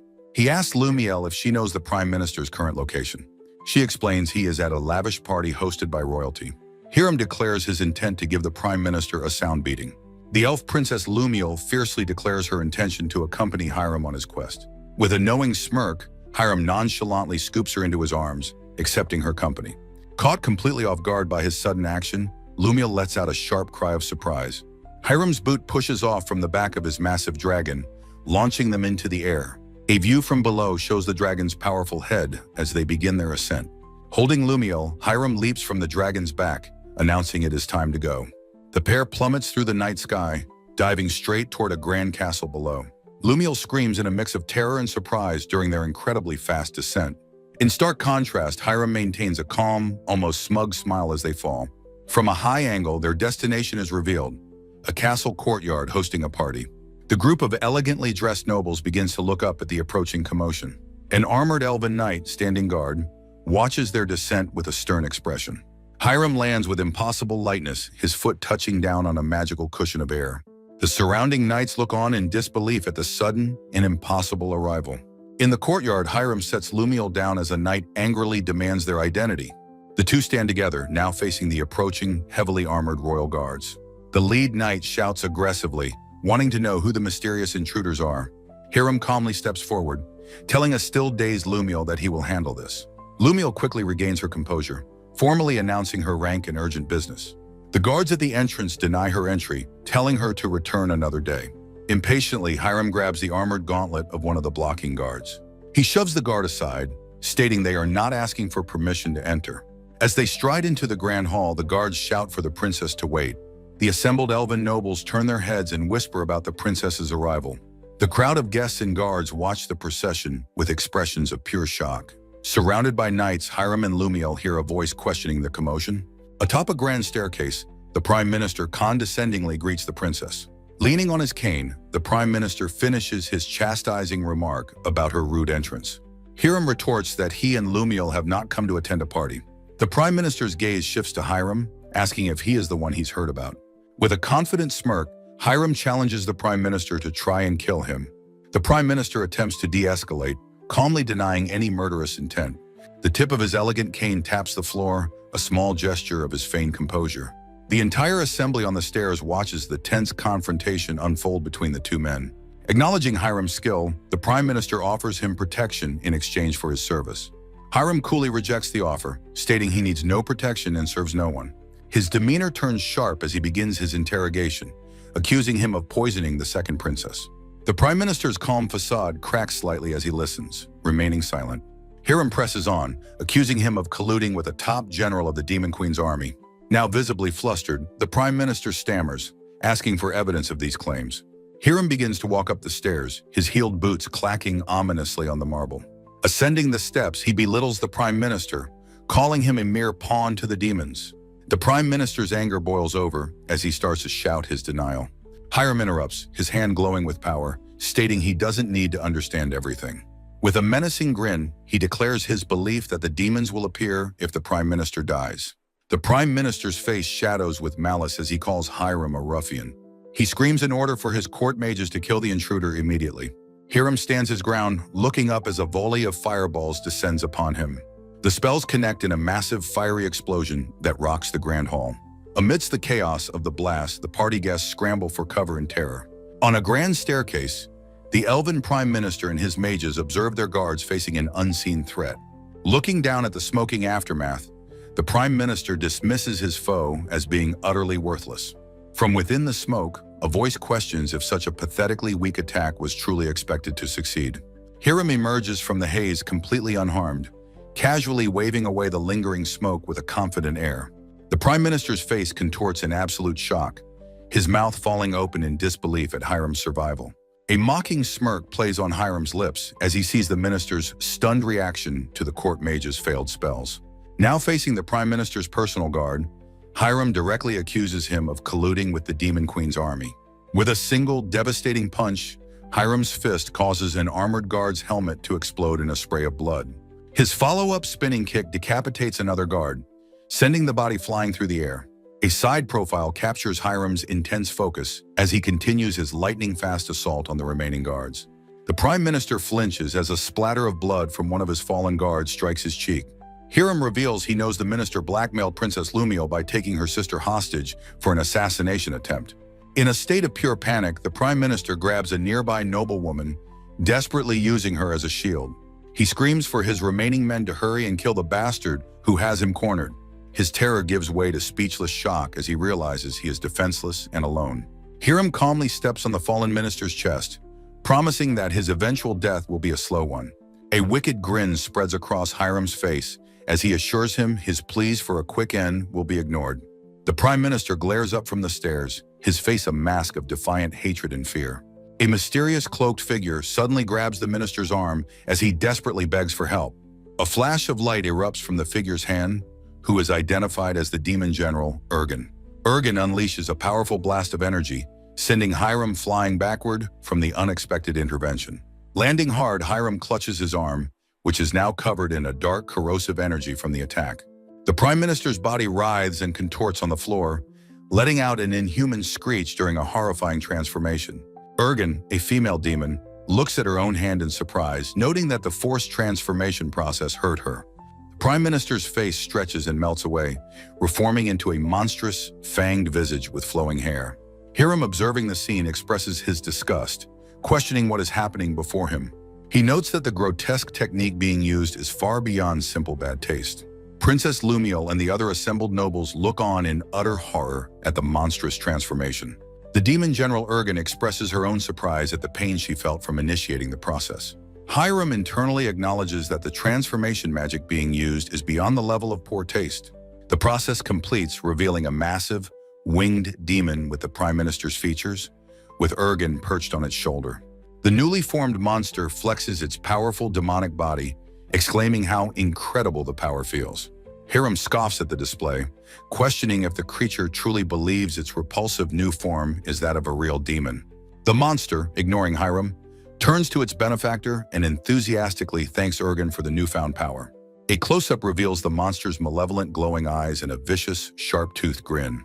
The assembled elven nobles recoil in terror as the creature addresses them as inferior elves. Spreading its demonic wings, the monstrous prime minister demands the terrified elves swear their allegiance to the demon queen. Princess Lumiel confronts the creature, demanding to know why the prime minister would betray his country to the demons. The monster roars that his motive is revenge for being shamed over his human blood, citing the demon's promise of leadership. Lumiel presses him further, asking why he would target her and her sister if he was working with demons. The monster casually admits he doesn't know, only that Ergen had ordered him to have them killed. He explains that after many failed attempts, he believed their death or imprisonment would finally earn him Ergen's acknowledgement. Hiram turns to Lumiel, asking if she has any more questions for the traitor. She confirms she does not. With a dark smile, Hiram addresses the creature, declaring it is time for the monster formerly known as the Prime Minister to die. The monster laughs maniacally, boasting that as he is now, he could slaughter an ancient dragon with ease. Hiram smirks wryly, suggesting the monster should actually know an ancient dragon before making such arrogant claims. Enraged by the mockery, the monster, now riding a larger demonic beast, roars for silence and prepares to attack. The creature smashes its powerful fist into the ground, shattering the stone courtyard with immense force. It then follows up by destroying a nearby palace tower, sending rubble crashing down from the impact. The monster lets out a victorious laugh as debris rains down, reveling in its newfound destructive power. Brushing aside the guards, Hiram dismissively declares he will do as he pleases. With a mocking laugh, the Prime Minister comments on their incredible power. Perched on a broken tower, the monster vows to incinerate the entire area. With a cruel grin, the demon offers to sacrifice their lives to his queen. Onlooking nobles, including Lumiel and the cat girl, recoil in abject horror. From a high vantage point, Hiram doubts the demon queen wants such sacrifices. Descending from a high spire, Hiram prepares to face the enormous demon below. A self-assured smirk spreads across Hiram's face as he confronts the monster. With a furious roar, the monster questions Hiram's knowledge of demon affairs. Floating menacingly, Urgen gathers a sphere of dark energy to destroy his opponent. The colossal sphere of dark magic hurtles towards Hiram's seemingly defenseless form. With a simple gesture, Hiram redirects the powerful blast back at its source. Energy crackles around his gloved hand as he calmly manipulates the powerful spell. A close view reveals his gloved hand touching the dark energy sphere. With a casual flick, he sends the immense spell back at his foe. The demon is engulfed by his own spell in a massive, violent explosion. The monstrous form of Urgen flies backward, smoking and damage from the impact. Urgen coughs up a stream of black blood, his eyes wide with shock. Stunned, he weakly questions the events that just transpired, completely bewildered. Floating before the monster, Hiram reveals his true name, Demon King Hiram. With a sharp grin, he declares the monster is honored to die by his hand. Crackling with power, Hiram clenches his fist, ready to end the fight. Above the palace spires, the two combatants prepare for their final exchange. A look of pure shock and fury contorts Urgen's face as Hiram attacks. A devastating punch connects, sending arcs of lightning through the demon's form. Sent flying by the blow, the monster crashes violently through a stone tower. The tower shatters from the impact, sending stone debris raining down below. The foundation of the damaged tower begins to tremble and crack apart. From within the ruins, the demon gathers a massive sphere of energy. A colossal sphere of white energy erupts from the demon's hands. Completely unfazed, Hiram watches the immense energy sphere approach him. A thin beam of dark energy shoots from Hiram's finger at the spell. Hiram's precise beam slices through the air directly towards the stunned demon. Urgen's eyes are wide with shock as the beam penetrates his attack. Disbelief fills his eyes as the beam strikes him squarely in the chest. He looks down at his wound, confused and wondering how he feels pain. Screaming in fury, he questions how an inferior being could injure him. The demon's body gives out, crashing into the rubble of the destroyed tower. Amidst the rubble, the defeated monster lies broken and unmoving. As black blood spills from his mouth, he wonders if this is his end. Pointing at the fallen monster, the Archduke furiously calls him a traitor. He furiously screams that anyone who aided his schemes is also a traitor. The nobles look on, horrified, as he reveals their involvement in his plot. Standing together, Hiram and Lumiel watch the defeated demon's final confession. He reveals with his last breath that an army is about to arrive. With a mad laugh, he declares that all of them are finished now. His insane laughter continues to echo as his life finally ends. Amidst the palace ruins, the monstrous corpse lies still and silent. Looking at the corpse, the Archduke remarks on the repulsive sight.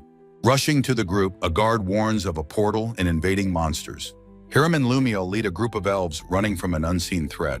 From a rooftop, the group sees a distant figure atop a tower. Peeking from cover, Hiram looks determined while Lumiel appears frightened. A massive magic circle appears, confirming the Prime Minister's grim warning was true. Panic erupts among the nobles, debating whether to flee or surrender for their lives. Hiram commands them to calm down, confidently promising he will protect the capital. He turns and walks away, instructing the stunned crowd to wait there obediently. The Archduke and other nobles stare after him, speechless and uncertain. The cat girl elf reminds the nobles of the immense power they just witnessed. With a bright, confident smile, she assures them that Hiram will not lose. Her words seem to instill a fragile hope in the worried elven crowd. Looking to the sky, Hiram grins and summons his dragon companion, Jorm. An earth-shattering roar answers his call from the dark, cloudy heavens. The nobles cry out in terror as a colossal reptilian eye appears. The massive dragon Jorm lands, its size dwarfing the surrounding palace towers. Hiram calmly tells the cat girl that the Demon Queen's army is here. Jorm roars his agreement, ready to carry them into the coming battle. With a powerful flap of its leathery wing, the great beast prepares for takeoff. Jorm soars over the palace, flying towards the enemy in the northeast. The great dragon flies with incredible speed toward the source of the invasion. Jorm swoops low over the landscape, approaching the massive enemy force. A vast magical portal opens, dropping a legion of monsters onto the ground. The horde of orcs and goblins looks up, alerted to the approaching threat. A small winged creature lands with a thud among the spear-wielding army. From a high vantage point, Hiram identifies the army as Ergin's disposable subordinates. Jorm asks His Majesty for permission to incinerate the enemy horde below. Hiram, sitting with Lumiel, calmly gives his dragon the order to attack. With a roar of assent, Jorm's mouth begins to glow with immense power. The dragon unleashes a colossal torrent of fire upon the helpless monster army. The battlefield is engulfed in a devastating inferno of white-hot flames. The aftermath reveals a scorched, empty plain where the army once stood. Jorm continues to spew fire, ensuring nothing is left of the enemy. The overwhelming power of the ancient dragon's breath is on full display. Lumiel expresses her awe, while Hiram notes such power is why they're called living disasters. Hiram's sharp gaze scans the battlefield, assessing the situation after the attack. His eyes widen slightly as he senses a new presence emerging from the smoke. New winged demons begin to rise from the smoldering ground, reforming themselves. The demon general Ergin is revealed, a smug smile on his face. He floats atop a grotesque, multi-headed skeletal beast, surrounded by his minions. Jorm's reptilian eye glares with fury at the new, more powerful threat. Jorm unleashes another powerful beam of energy directly at the floating demon general. The blast is effortlessly stopped by a spherical, translucent magical barrier. Ergin stands unharmed, his long hair flowing as he looks down condescendingly. With a smug smile, he dismisses the ancient dragon's powerful attack as weak. Jorm's face contorts in a furious snarl, enraged by the dismissal. Hiram tells his dragon that he will deal with this new opponent himself. Lumiel, standing on Jorm's head, asks if Hiram knows the enemy general. With a slight, confident smirk, Hiram confirms that he does indeed know him. Hiram walks along Jorm's snout, his expression turning serious and focused. He gives his companions orders to handle the remaining monsters while he fights. A formidable trio stands ready, with Hiram and Lumiel perched atop the dragon Jorm. Hiram looks back, expressing his complete trust in his two powerful companions. Lumiel acknowledges her orders, while the mighty Jorm boasts of the coming battle's ease. Leaping to the ground, Hiram faces a skeletal dragon as he prepares for the confrontation. His expression is grim and focused, his sharp gaze fixed on the enemy ahead. The demon general Ergin recognizes Hiram's past self but scoffs at his current humanity. Surrounded by demonic minions, Ergin looms over Hiram on his three-headed skeletal beast. Ergin's smug confidence falters, his monocled eye widening in utter shock. He demands to know how Hiram could possibly be aware of his identity. With a slight, knowing smirk, Hiram reveals that he remembers Ergin from his past life. He recalls Ergin's full name and his former rank as fourth secretary in the Secretariat. A memory shows a younger Ergin, wearing glasses, in a past demon assembly. Hiram pointedly asks the stunned general to confirm that his memory is correct. Clenching his fist tightly, Ergin sarcastically asks if he should feel honored by this. With a calm smile, Hiram explains that a demon king never forgets his vassals. The title of Demon King seems to completely shatter Ergin's composure. He explodes in a fit of pure, disbelieving rage at Hiram's audacity. Ergin furiously questions Hiram's right to act as a ruler after 500 years. He screams that the demons lost their divine blessing because Hiram killed their god. His rant continues, describing how their mana began to decrease day by day. He explains that the races under their control saw this weakness as an opportunity. These subjugated races seized the perfect chance to rise up in rebellion. He recounts how their weakened state left them unable to stop the uprisings. A close-up shows Hiram looking down, listening silently to the tirade. Ergin concludes that they lost everything because of Hiram's selfish actions. He furiously denies Hiram's right to ever call himself a demon king again. Hiram remains silent, his face shadowed as he absorbs the bitter accusations. His gaze is downcast, his expression hidden as the general's rage continues. Hiram finally speaks, his voice cold, uttering three simple, chilling words about daily sacrifice.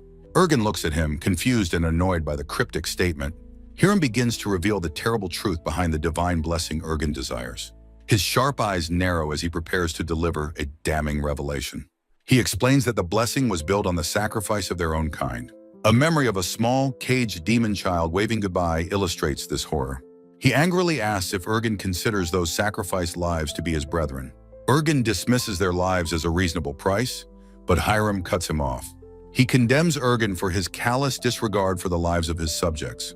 Crackling with power, Hiram vows that Ergin will atone for this with his life. Ergen bursts into hysterical laughter, mocking the idea that Hiram can kill him. He clutches his head, his laughter filled with manic, condescending disbelief. He boasts that his power is far too great for an inferior human to defeat. With a fierce grin, Hiram challenges Ergen to see his power for himself.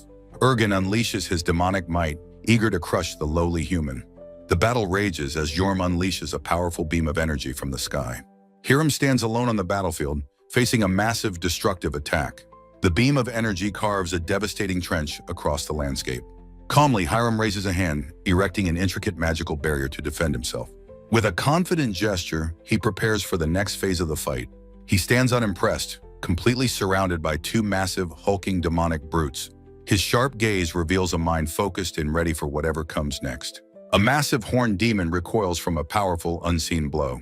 Hiram battles a colossal, shark-headed dragon amidst a swarm of demons. The shark dragon's head is cleanly sliced by a powerful attack. With a glowing blade, Hiram strikes a dynamic and confident battle pose. He raises a glowing hand, expressing a mixture of curiosity and amusement. Looking down from above, Hiram surveys the vast demonic horde below him. Standing amidst the carnage, he faces the demon general Ergen watching from afar. A close-up reveals the sharp, determined focus in Hiram's eyes. Ergen points down with a smug expression, directing his army to attack. Hiram unleashes a volley of light spheres, decimating the demons below. He glances back with cold determination after launching his powerful spell. A cataclysmic explosion of light and energy engulfs the entire battlefield. Landing gracefully, Hiram stands unharmed in the smoky aftermath of the blast. From a distance, Ergen offers a condescending compliment on the nice attack. A colossal, three-headed skeletal dragon emerges as Ergen's true weapon. Hiram looks up, questioning the appearance of this new, formidable threat.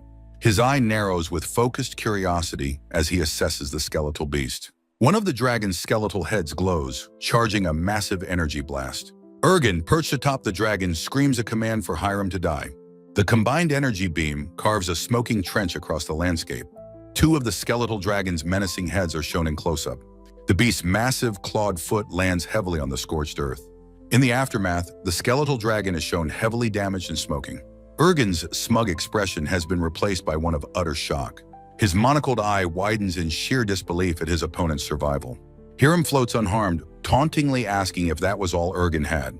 Crackling with power, Hiram's hand glows as he prepares his counterattack. He declares that it is now his turn to strike back.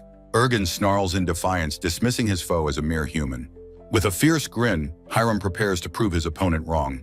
A gigantic sphere of energy engulfs Ergen and his skeletal dragon. Hiram roars, pouring immense power into his overwhelming magical assault. The ground shatters from the force of the cataclysmic impact. Ergen is sent flying backward, his body contorted by the blast. The skeletal dragon is completely annihilated, its remains scattering into dust. A surviving lizard demon expresses his unwavering faith in His Majesty's power. The elf knight Lumia lands gracefully after defeating two demonic brutes. She looks on with a mixture of awe and concern. With her eyes fixed on the devastation, she whispers Hiram's name.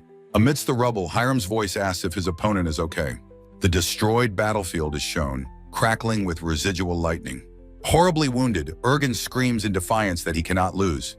He proudly proclaims his name and his title as a demon general. Hiram looks down on his defeated foe, simply uttering Ergen's name. With a condescending smile, he notes that Ergen's power is unchanged. He calls his former vassal disappointing and declares him far too weak. Hiram's calm and imposing posture highlights his overwhelming superiority. He furiously lectures Ergen on the demon's stagnation over 500 years. He approaches the slumped, broken form of his former general. He asks if Ergen is even listening to his final words. Standing over his defeated foe, Hiram offers a swift, merciful death to his former vassal. From the ground, the bleeding Ergen cynically changes the subject, asking about Hiram's daughter. Hiram's cold demeanor breaks as he asks with surprise if Ergen means filthy. With a malicious grin, Ergen confirms it is Lady Filthy and offers to summon her.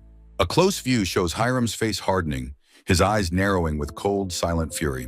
After a tense moment, he gives a single chilling command for Ergen to proceed.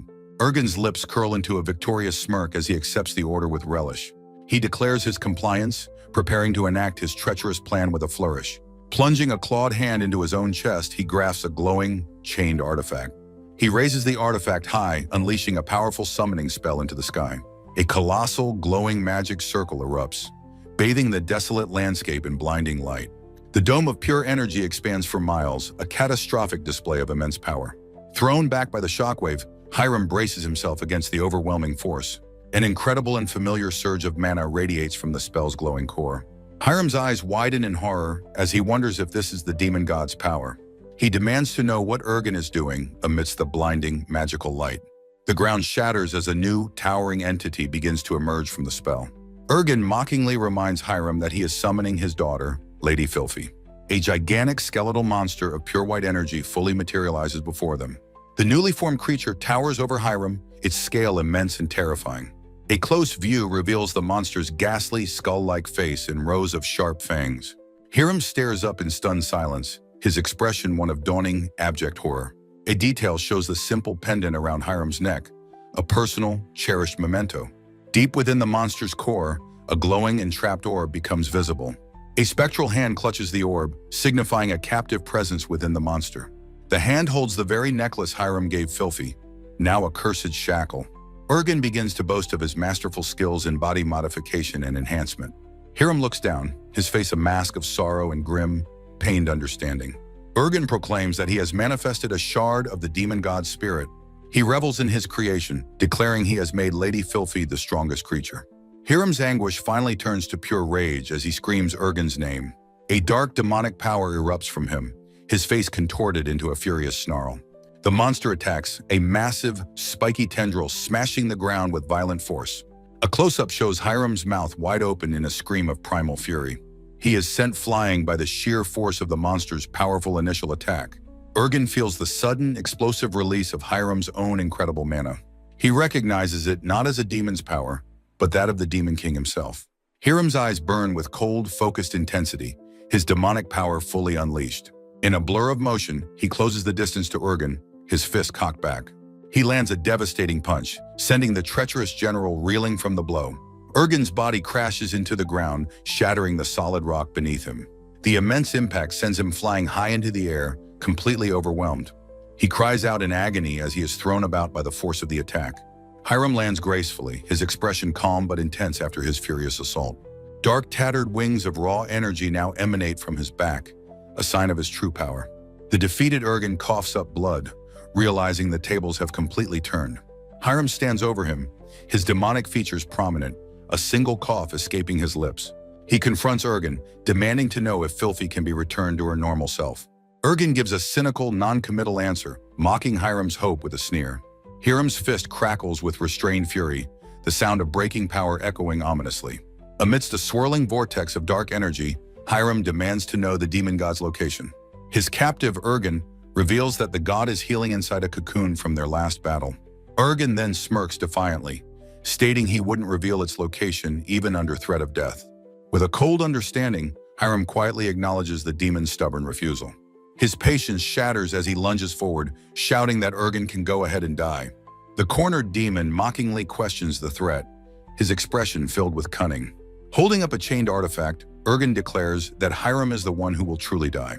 His face contorts in a scream as he begins to channel an immense power. He calls forth a spirit shard of the demon god, unleashing its terrifying might. A colossal skeletal light form erupts, which Urgen commands to slay the Demon King. The creature's form is bound by a thick, dark chain, a detail of its summoning. From a distance, Hiram analyzes the situation, suspecting a magical contract is at play. Urgen gives the final command for the spirit shard to destroy his hated enemy. The summoned creature clutches its head, seemingly racked with agony and rebellion. Its ethereal body cracks and writhes as Hiram leaps to safety, carrying an ally. The demon general watches in confusion, questioning why his ultimate weapon is malfunctioning. Hiram realizes the truth with dawning horror, whispering Filthy's name. The creature turns on Urgen, who frantically screams for it to obey his commands. A massive beam of destructive energy erupts from the spirit shard's mouth. Urgen is sent flying, screaming as he is engulfed by the powerful, white-hot blast. The attack culminates in a massive explosion, obliterating the ground where he stood. Now airborne, Hiram assesses the terrifying, uncontrolled power of the monstrous shard. He recognizes the danger, knowing the capital would be annihilated by such an attack. The spirit shard gathers more energy, forming two massive spheres of volatile power. Sensing Filthy's mana within, Hiram resolves to try and separate her from the gods. He conjures his own magical orbs, which pulse with crackling, purifying energy. The orbs fly towards the monster, a focused attempt to sever the spiritual connection. His spell envelops the creature in lightning, but the divine power proves too strong. Hiram grimaces, accepting that the demon god's mana is too potent to be separated. A distant memory surfaces of a young, cheerful Filthy, finding him while she was studying. In the flashback, a demonic Hiram greets her, asking if she is enjoying her books. The former demon king looks upon the young girl with a gentle, affectionate smile. His expression is one of pure, fatherly pride for the bright, diligent child. He gently pats her head, praising her for being such a good and studious girl. Back in the present, Hiram's gloved hand reaches out towards the monstrous entity. With dark, tattered wings unfurled, he lands softly on the monster's skeletal shoulder. His face is filled with sorrow as he laments what has become of his precious daughter. The creature's skull lets out an agonized, gurgling cry as dark fluid spews forth. It thrashes wildly, roaring in pain as Hiram stands firm upon its immense body. He shouts at the beast, demanding to know if it is Filthy or the demon god speaking. The monster's form distorts in a silent, glitching scream of overwhelming power. A deafening roar erupts from its core, unleashing a torrent of destructive energy. The creature unleashes a barrage of dark, sharp projectiles from its body. Hiram leaps through the air, nimbly dodging the deadly rain of spikes. The projectiles crash into the ground, erupting in a violent splash of dark energy. He lands on a newly formed precipice facing the raging monster once more. With a look of pained resolve, he calls out Filthy's name into the chaos. The monster's ethereal body begins to bubble and boil, preparing to spawn minions. A horde of smaller skeletal creatures rises from the pools of white energy. Hiram stands alone on a pillar of rock, facing the endless, surging tide. A colossal dragon lets out a deafening, powerful roar across the battlefield. The great beast Jorm stands before Hiram, addressing him as Your Majesty. With a mouth full of sharp teeth, the dragon begins to speak his mind. Having overheard a prior conversation, Jorm feels compelled to offer his counsel. He grimly warns that if the creature isn't killed, it will destroy the continent. Hiram looks on, declaring that even so, he must save her and protect the city. His expression hardens with resolve as he vows to save his daughter, Filthy. He reveals his plan to siphon the spirit shard's power and orders Jorm to attack. Hiram affirms he will find a way to save both Filthy and the city. Seeing his master's conviction, Jorm agrees to cooperate with the difficult plan. The dragon unleashes a massive torrent of fire upon the skeletal minions. The horde of smaller creatures is instantly incinerated by the fiery blast. From the scorched earth, the skeletal forms begin to regenerate. Jorm looks down in utter shock, exclaiming his disbelief at their regeneration. Hiram calmly identifies the creatures as minions of the spirit shard. Jorm scoffs, preparing to incinerate the regenerating horde once more. Hiram shouts his companion's name, preparing for the next phase of battle. The colossal spirit shard fires a massive, destructive beam of energy. Hiram calmly maintains a protective magical barrier against the overwhelming power. Jorm cries out a warning to his majesty as skeletal minions swarm him. A close-up shows one of the horned, skeletal creatures lunging forward to attack. Jorm roars, breathing fire upon the enemies swarming at his feet. An immense shark-headed beast is obliterated by a powerful, unseen attack. From above, Hiram raises his hand, preparing a devastating magical assault. A massive explosion from his attack tears through the landscape below. He lands, thinking to himself that he won't let himself be hit by such an attack. Moving through the smoke, he is surrounded by surviving skeletal minions. He unleashes a swirling wave of energy, clearing the area of enemies. Landing heavily, he reflects that he's still not used to his human body's power. He expresses frustration at not being able to use his full past power freely. He reaffirms his need to protect the city and defeat the endless minions. His primary goal remains to save his daughter Filthy from her torment. He declares that he cannot give up on any of these objectives. With renewed demonic power, he faces the colossal spirit shard and its army. Suddenly, a new voice shouts his name, and he turns in surprise. Hiram's eyes widen as he registers the unexpected arrival of an ally. The hero Lumiel slices cleanly through a skeletal minion with her sword. She charges past Hiram, moving swiftly towards the remaining enemies. Lumiel lands gracefully on the scorched, uneven battlefield. Looking over her shoulder, she tells Hiram to leave the minions to her. A close-up shows her determined, dirt-streaked face as she speaks. Hiram asks if she can handle it, and she confidently affirms she can. He looks on, his expression a mixture of surprise and dawning realization. He notices that the minions she defeated did not regenerate from the ground. He recognizes this as the unique power of a hero, a blessing from the holy god. Hiram warns her not to be reckless, but she cheerfully confirms she won't die. The dragon Ignis lands and Hiram tells him he's just in time for a ride. Hiram turns his head, his expression now serious and focused on the main threat. Lumiel looks at him with an expression of deep concern and understanding. Turning away, Hiram asks if she is Lumiel, seeing her in a new light. Lumiel expresses her understanding of Hiram's love, comparing it to her own. With a bright smile, she declares her absolute faith in his coming victory. Hiram listens to her words, his expression serious and distant. A small, gentle smile forms on his lips, moved by her conviction. He thanks her, entrusting her to handle the lesser enemies on the field. Lumiel accepts his command with fierce determination, ready for the fight. She immediately leaps into action, her sword a blur of graceful motion. With agile movements, she begins cutting down the swarming skeletal minions. A series of clean, efficient strikes dispatches several more monstrous foes. A new horde of horned, skeletal beings rises from the ground before her. She becomes a whirlwind of steel, carving through the demonic creatures. After clearing a path, she stands ready as more minions shamble toward her. Her face set in a defiant smirk, she challenges the horde directly. A close-up reveals the intense, unwavering resolve burning within her eyes. The great dragon Ignis lets out a deafening roar, preparing his attack. He soars towards the colossal spirit shard, a silhouette of immense power. Ignis vows to show his majesty the true power of the scorching flame dragon. Gathering immense energy, he unleashes a massive swirling fireball at the enemy. The fiery projectile speeds across the desolate landscape, a torrent of destruction. It impacts the spirit shard in a tremendous, blinding explosion of light. Ignis growls in frustration, acknowledging the incredible power of the god's barrier. Atop the dragon, Hiram calmly orders him to continue the constant barrage. As Ignis unleashes another torrent of fire, Hiram prepares his own assault. Demonic wings unfurl as he leaps towards the burning spirit shard. He wonders if a direct physical attack will be enough to break through. He crashes into the monster's chest with immense force, staggering the beast. The powerful impact creates a massive explosion, knocking the creature backward. From above, a magic circle rains down spears of light upon the monster. The magical bombardment culminates in a huge ground-level explosion of debris. The spirit shard is pummeled by the magical spears, stumbling from the assault. It reaches out with skeletal hands, reeling from the combined relentless attack. The monster rears back, letting out an enraged, guttural roar of defiance. Hiram hovers nearby, his demonic form observing the effects of his assault. He faces the towering fiery creature, ready for the next phase of battle. His demonic features recede as he grimly assesses the monster's resilience. He watches as the wounds on the creature regenerate almost instantly. He states his knowledge that the demon god is not truly immortal. He whispers an apology to Filthy, asking her to endure a little longer. With renewed resolve, he vows to save her from the monstrous entity. The story flashes back 500 years to a dark, foreboding castle. A close-up focuses on the Demon King's powerful, bare-chested physique. Hiram, as the Demon King, contemplates a game with skeletal chess pieces. He sits thoughtfully at the table, his demonic features prominent and regal.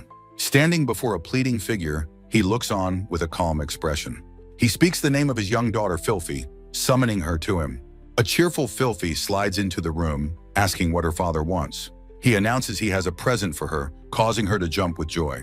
The gift is revealed to be a simple necklace with a large dark stone. Filthy takes the pendant, curiously asking if he made it himself. With puffed cheeks, she bluntly declares that the gift is rather lame. Hiram presents a gift, admitting it may not be pretty but is full of protective magic. He reveals they each have one, allowing them to always know each other's location. Overjoyed, Filthy clutches the necklace, expressing her immense gratitude and love for the gift. The memory fades, focusing on the simple, dark gem of the precious necklace. In the present, Hiram stands determined amidst the chaos of a fierce battle. He unleashes a powerful sphere of light, striking the colossal, skeletal energy monster. The attack connects in a massive explosion as Hiram dives through the ensuing smoke. Moving with incredible speed, he strikes the monster's arm, forcing it to recoil. The blow lands with force, causing the ethereal creature to stagger from the impact. A pained, guttural roar erupts from the monster's skeletal, glowing maw in response. The beast retaliates, unleashing a devastating beam of energy that carves through the landscape. With dark wings of energy, Hiram leaps through the air, narrowly dodging the blast. The dragon Serene swoops down from above, shouting a warning to its master. A torrent of fire from Cyrene collides with the monster's powerful energy beam. The dragon flies past the colossal monster after their attacks clash in midair. The monster's severed arm instantly reforms from wisps of pure white, crackling light. A close-up reveals the limb rematerializing, solidifying from the ethereal energy. Hiram grimly observes the creature's impossible regeneration, his expression hardening. He understands this will be a long and difficult battle of attrition. The monster's hand is fully reformed, showing no signs of the previous damage. A bead of sweat on his face shows the strain of the ongoing fight. His internal thoughts confirm that this difficult fight is going to take a while. Elsewhere on the battlefield, the hero moves with incredible grace against the minions. Her sword becomes a blur, slicing cleanly through the swarming skeletal enemies. She maintains a firm, confident grip on her weapon as she fights. While fighting, the hero notes with curiosity that she feels unusually calm. She is surrounded by a horde of skeletal underlings, but remains completely unfazed. She reflects on her lack of tension despite the critical danger she is in. She acknowledges the surprising strength and decisiveness of her numerous opponents. In a flurry of motion, she cuts through multiple enemies with effortless precision. Despite the enemy's power, she feels her own body is surprisingly nimble and responsive.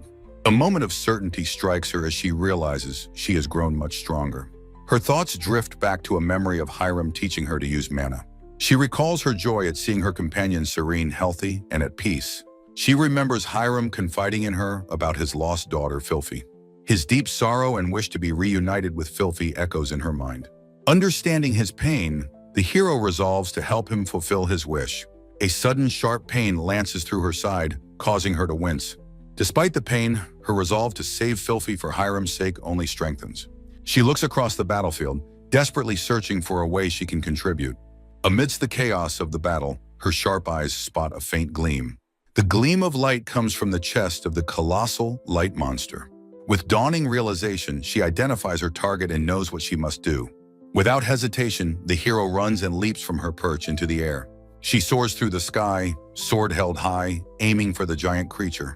The dragon Serene sees her reckless charge and cries out in alarm. She uses a rock as a foothold to launch herself higher toward her target. Her high-heeled boot connects with a stone, propelling her forward with force. The rock shatters under the force of her powerful leap. Hiram shouts a warning, believing her sword will be useless against the monster. The elf hero Lumiel skillfully deflects a massive blow from the skeletal monster. With a fierce battle cry, she pours all her strength into her stance. Her blade slices cleanly into the creature's ethereal form, drawing a dark substance. With a powerful slash, she carves a deep and significant gash into its chest. The colossal monster lets out a piercing shriek of pure agony and disbelief. Watching from a distance, the dragon Yorm displays a comically shocked expression. Hiram is also stunned, his eyes wide as he witnesses the unexpected result. For the first time, a dark blood-like fluid pours from the monster's wound. Staring at the towering wounded creature, Hiram realizes the battle has fundamentally changed. He wonders if Lumiel's heroic power has allowed her to damage the demon god's soul. A weak, pained voice whispers from the monster, complaining that the attack hurts. Startled by the familiar sound, Hiram's expression shifts to one of shocked recognition. His face contorts with dawning horror as he realizes he knows that voice. He screams the name of his long-lost daughter, Filthy, in utter disbelief. From within the monster, a faint voice struggles to call out his name. Hiram's sharp gaze narrows, focusing intently on a specific point on the monster. From afar, Lumiel calls out his name, trying to get his urgent attention. She gestures emphatically, telling him to look closely at the creature's chest. His focus follows her direction, homing in on the source of the bleeding wound. He recognizes the object within the gash as the necklace he gave Filthy long ago. Overcome with guilt, he apologizes to Filthy for making her wait all this time. An ethereal vision of Filthy's hand reaches out, lamenting that she wasn't strong enough. The monster roars his name, its voice a pained mix of Filthy and the beast.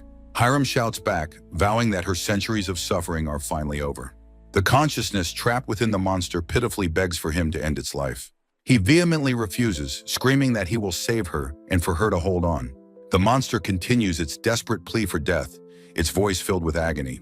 With renewed determination, Hiram promises to save her immediately, telling her to just wait. The creature unleashes an agonized roar and a massive burst of chaotic energy.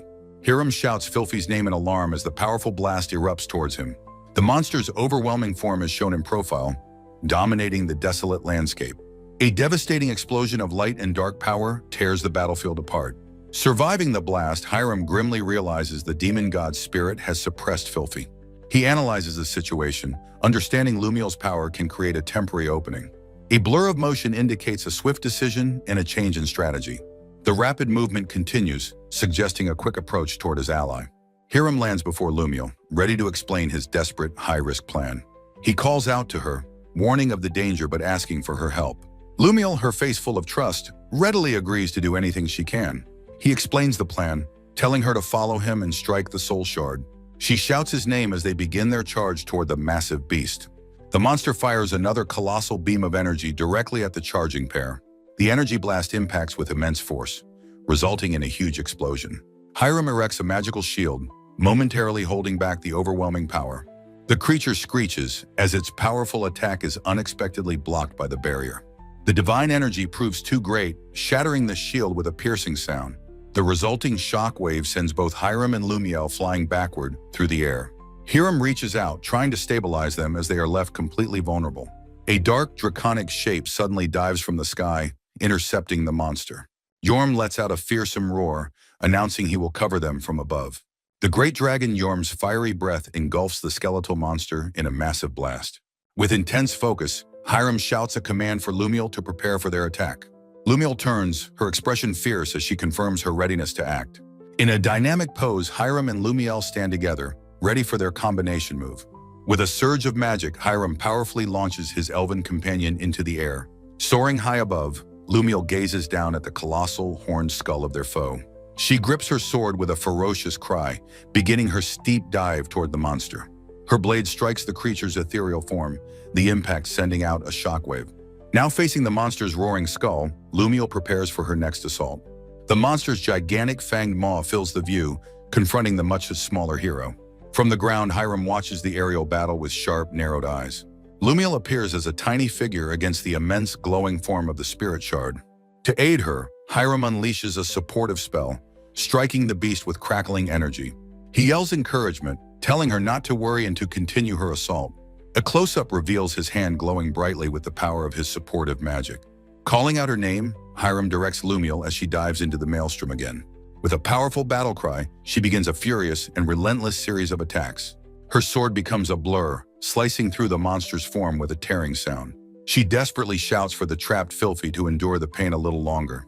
The hero's blade lands another critical blow, striking with a brilliant flash of light.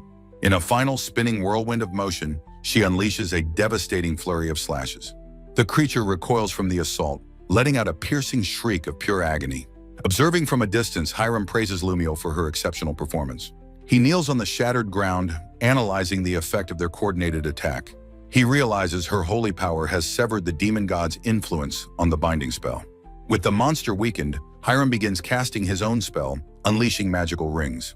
The monster's skull roars in defiance as it struggles against the glowing chains. His binding magic erupts, surrounding the creature in a vortex of brilliant light. The glowing rings of energy tighten, completely immobilizing the massive, struggling monster. He shouts a promise that their ordeal will not last much longer. Facing the trapped creature, Hiram prepares to deliver the final, decisive blow. The great dragon Yorm dives from the sky, roaring his refusal to let the monster attack. He intercepts a final, desperate blast of energy fired from the monster's mouth.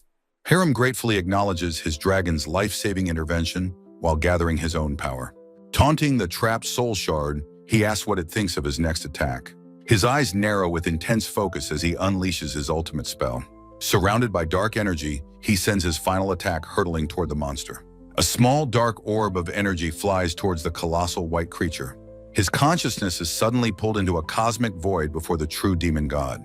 In the spiritual plane, he vows to find and kill the god's true body. His hand closes around the soul shard's core, crushing it with a flash of light. Back in reality, he throws an energy weapon, declaring the fight is finally over. The weapon strikes the monster's core, causing its body to shatter into fragments. The creature's form erupts in a blinding, cataclysmic explosion of pure white light.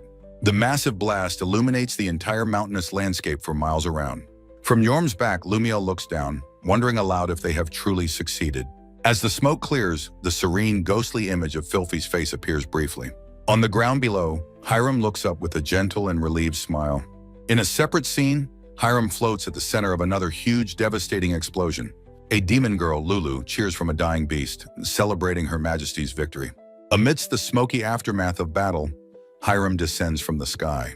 He kneels down, gently catching the small, falling form of Filthy. Holding her close, he softly speaks her name with a pained expression. Filthy looks up at him, her eyes wide with shock and recognition. With a gentle look, he apologizes for making her wait so long. Overwhelmed with emotion, she tearfully cries out his name again and again. He pulls her into a comforting embrace, assuring her it's okay now. She buries her face against him, letting out a heart-wrenching wail of relief. Nearby, the demon girl Lulu watches the poignant reunion with a warm smile. The three stand together before the colossal corpse of the defeated dragon. A blur of motion shows a figure descending rapidly from a great height. A powerful beam of energy strikes a distant, dark, and floating castle.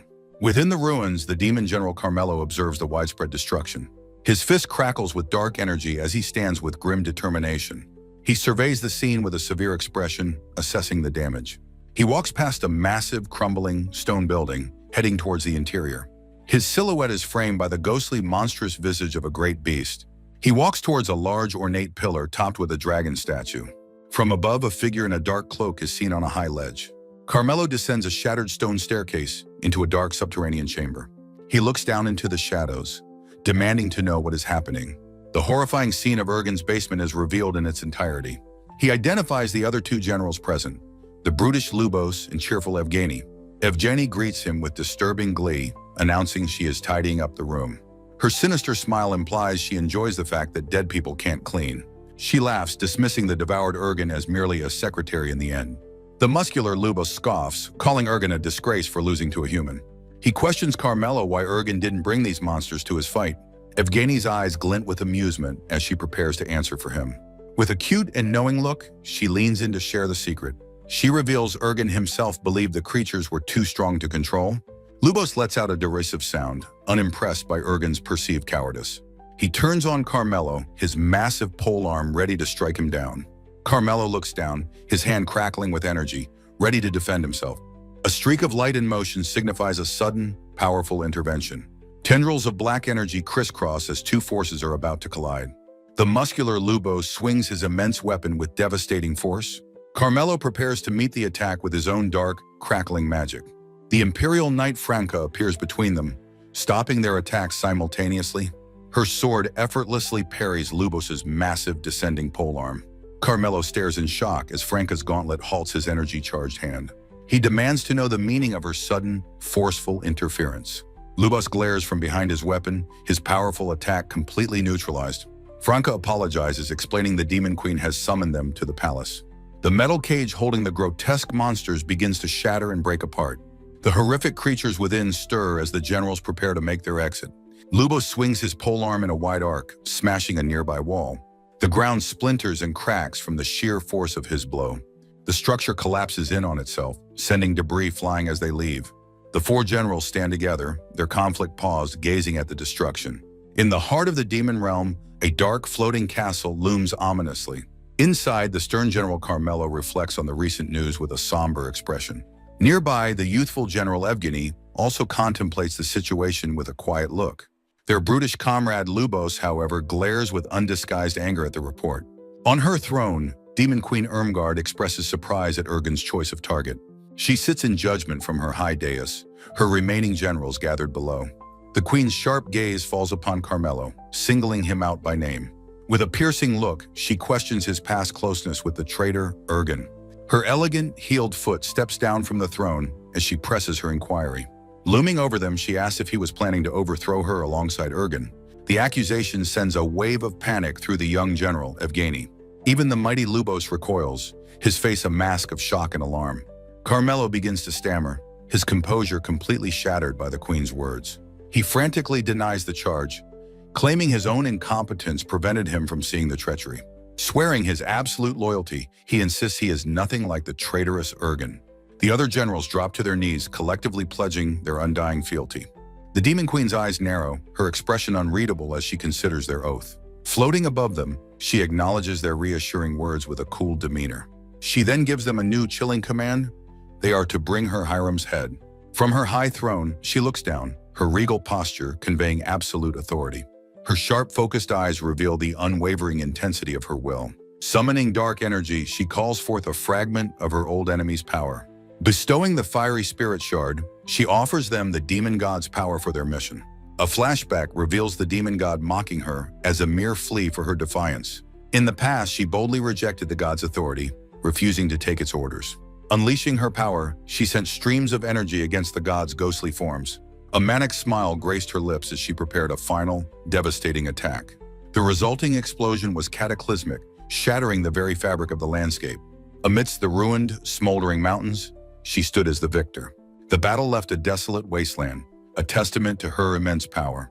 In her hand, she held the captured essence of her defeated foe. Though wounded, the queen's profile was one of grim, unyielding triumph. Her dark, tattered aura swirled around her, rising from the fiery crater. The scene shifts to the present, a peaceful view of a castle spire. In the grand palace of Ortville, the heroes are in a period of recovery. Hiram is seen resting inside, taking a moment of quiet contemplation. He lets out a massive, uninhibited yawn, showing his exhaustion from the recent battle. Reclining on a bench, he admits to Yorm that the fight was incredible. They had visited the human king, successfully lifting the curse Ergen had placed upon him. With the curse broken, the king is recovering and the kingdom is stabilizing. The group has decided to remain at the palace while Filthy regains her strength. During this time, the young demon girl Filthy bonds with the elf, Cyrene.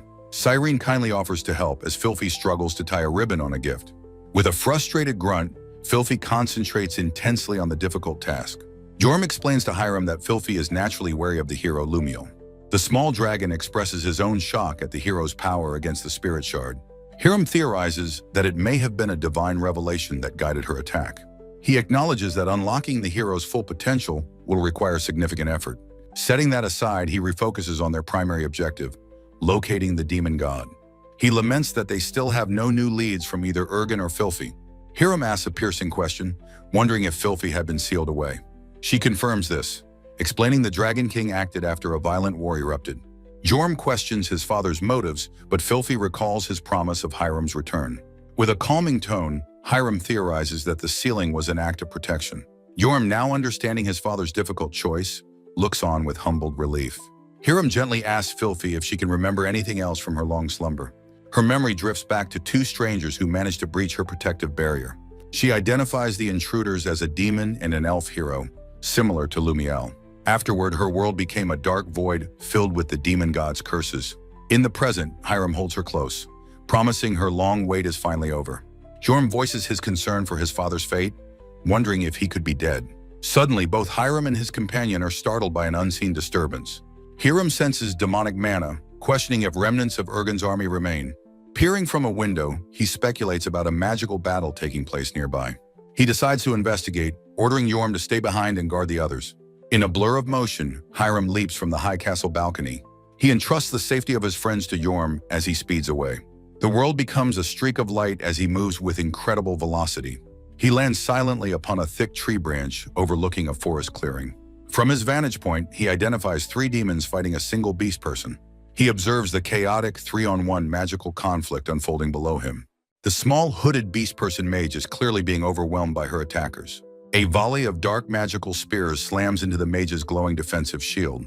The barrier cracks violently under the force of the relentless magical assault. Hiram finds the timing of this attack far too convenient to be a coincidence. Concluding that he must intervene, he prepares to enter the fray himself.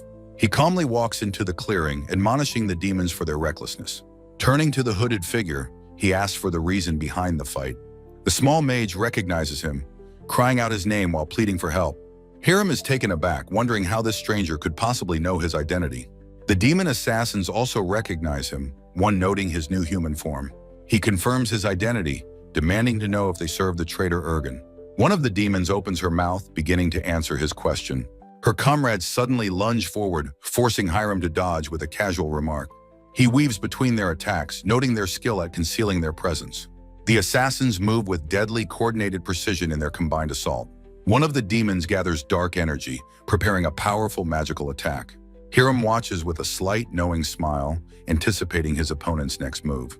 A massive explosion of dark magic tears through the quiet forest landscape. Unharmed, Hiram critiques the reckless spell, noting its sacrifice of accuracy for power. He analyzes the attack's intent, unsure if he or the mage was the target. He realizes the demons perfectly timed their disappearance with the magical blast. Expecting a surprise attack, he pauses, sensing that something is amiss. He looks around the now empty clearing, questioning if they simply fled. The truth dawns on him. The explosion was merely a diversion for escape. Kneeling, he discovers the remnants of their hastily destroyed teleportation circle. He stands reflecting on their prudence and skill in both magic and stealth. His gaze hardens as he deduces they serve a high-ranking demon general. He turns away with a wry smile, admitting that they cleverly outmaneuvered him. The last traces of the assassin's magical escape fade into the empty air. A young fox girl collapses, her face tear-streaked and her body exhausted. Hiram questions the mysterious girl, asking for her identity and her purpose here. With desperate eyes, she pleads for Hiram to help someone named Irmgard. She struggles to explain that her queen was attacked by the demon god. Her tattered clothes show the hardship of her journey as she continues speaking. The fox girl mentions the 4 generals were also involved before trailing off. Overcome with her injuries, she finally faints as Hiram calls out to her. His hand reaches out, catching her just before she hits the ground. Hiram gently cradles the unconscious girl, his expression showing deep concern. A title card appears, signaling the beginning of the next chapter. The intense reptilian eye of a massive dragon fills the frame. Yorm's immense armored back is seen as he soars through the sky. A powerful sweep of his dark leathery wing propels him forward majestically. The great dragon's full form is revealed, flying through a cloudy sky. His immense claws are shown carrying an ornate carriage securely on his back. Inside the carriage, the elf hero Lumiel begins to stir from unconsciousness. She focuses intensely, attempting to project her thoughts via telepathy. Her face lights up with relief as she asks if Filthy received her message. The small demon girl, Filthy, looks over at Lumiel with wide-eyed surprise. Hiding in her hood, Cornelia the fox girl finds the situation peculiar. Cornelia observes that Filthy's powerful mana is concentrated in her forehead. Hiram watches Lumiel's awkward attempt to teach a flustered Filthy about magic. He gently inquires if Filthy is still afraid of the hero, Lumiel.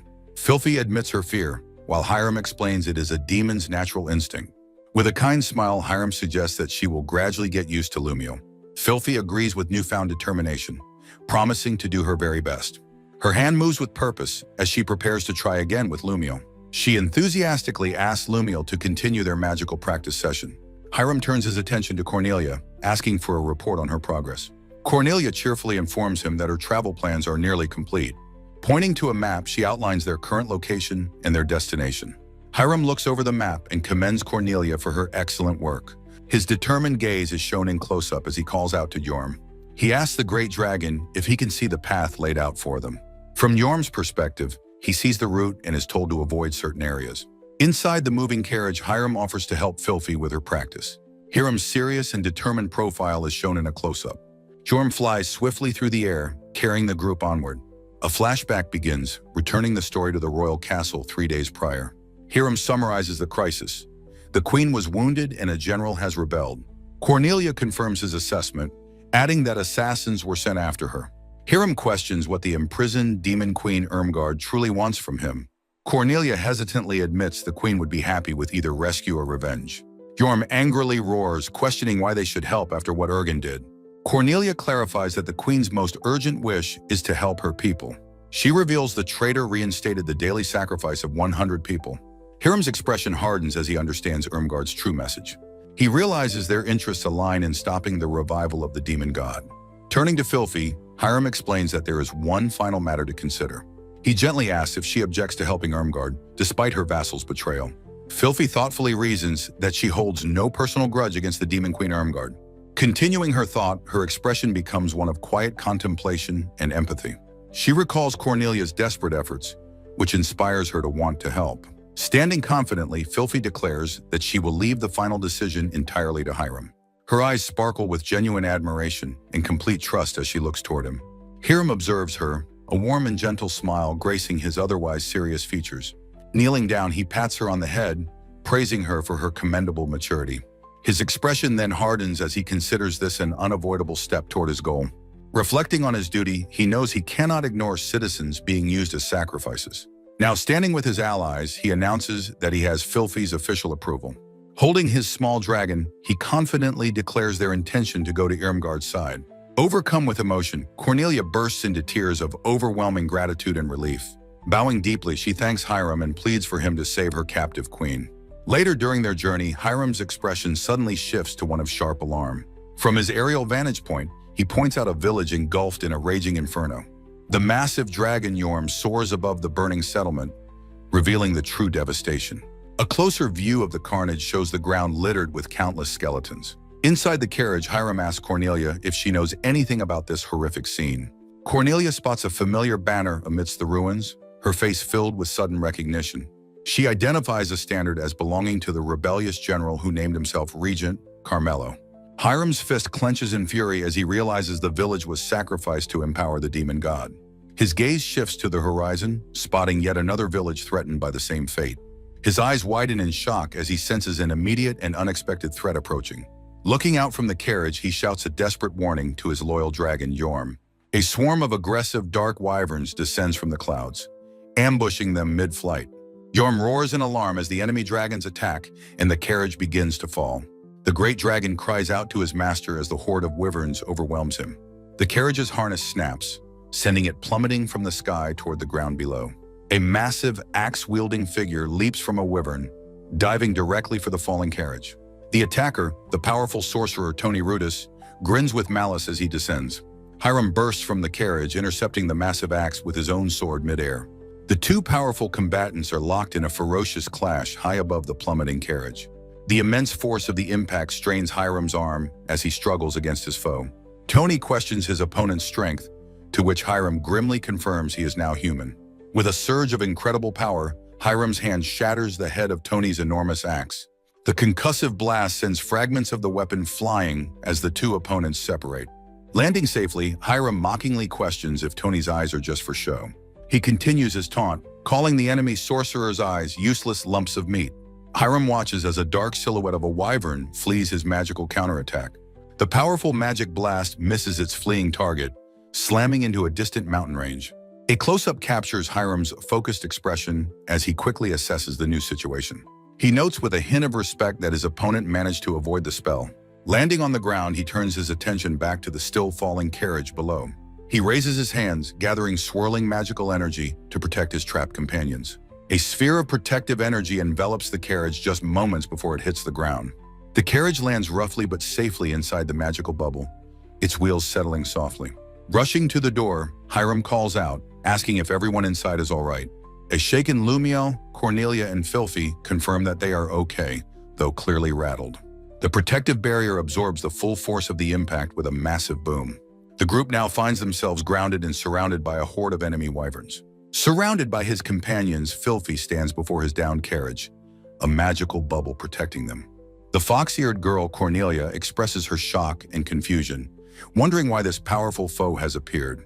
Cornelia identifies the enemy as Tony Rudis, a notoriously dangerous sorcerer serving the demon general Carmelo. Tony glares with intense fury, his face illuminated by the glow of his own power. A massive explosion erupts, sending Filthy flying backward as his friends watch in shock.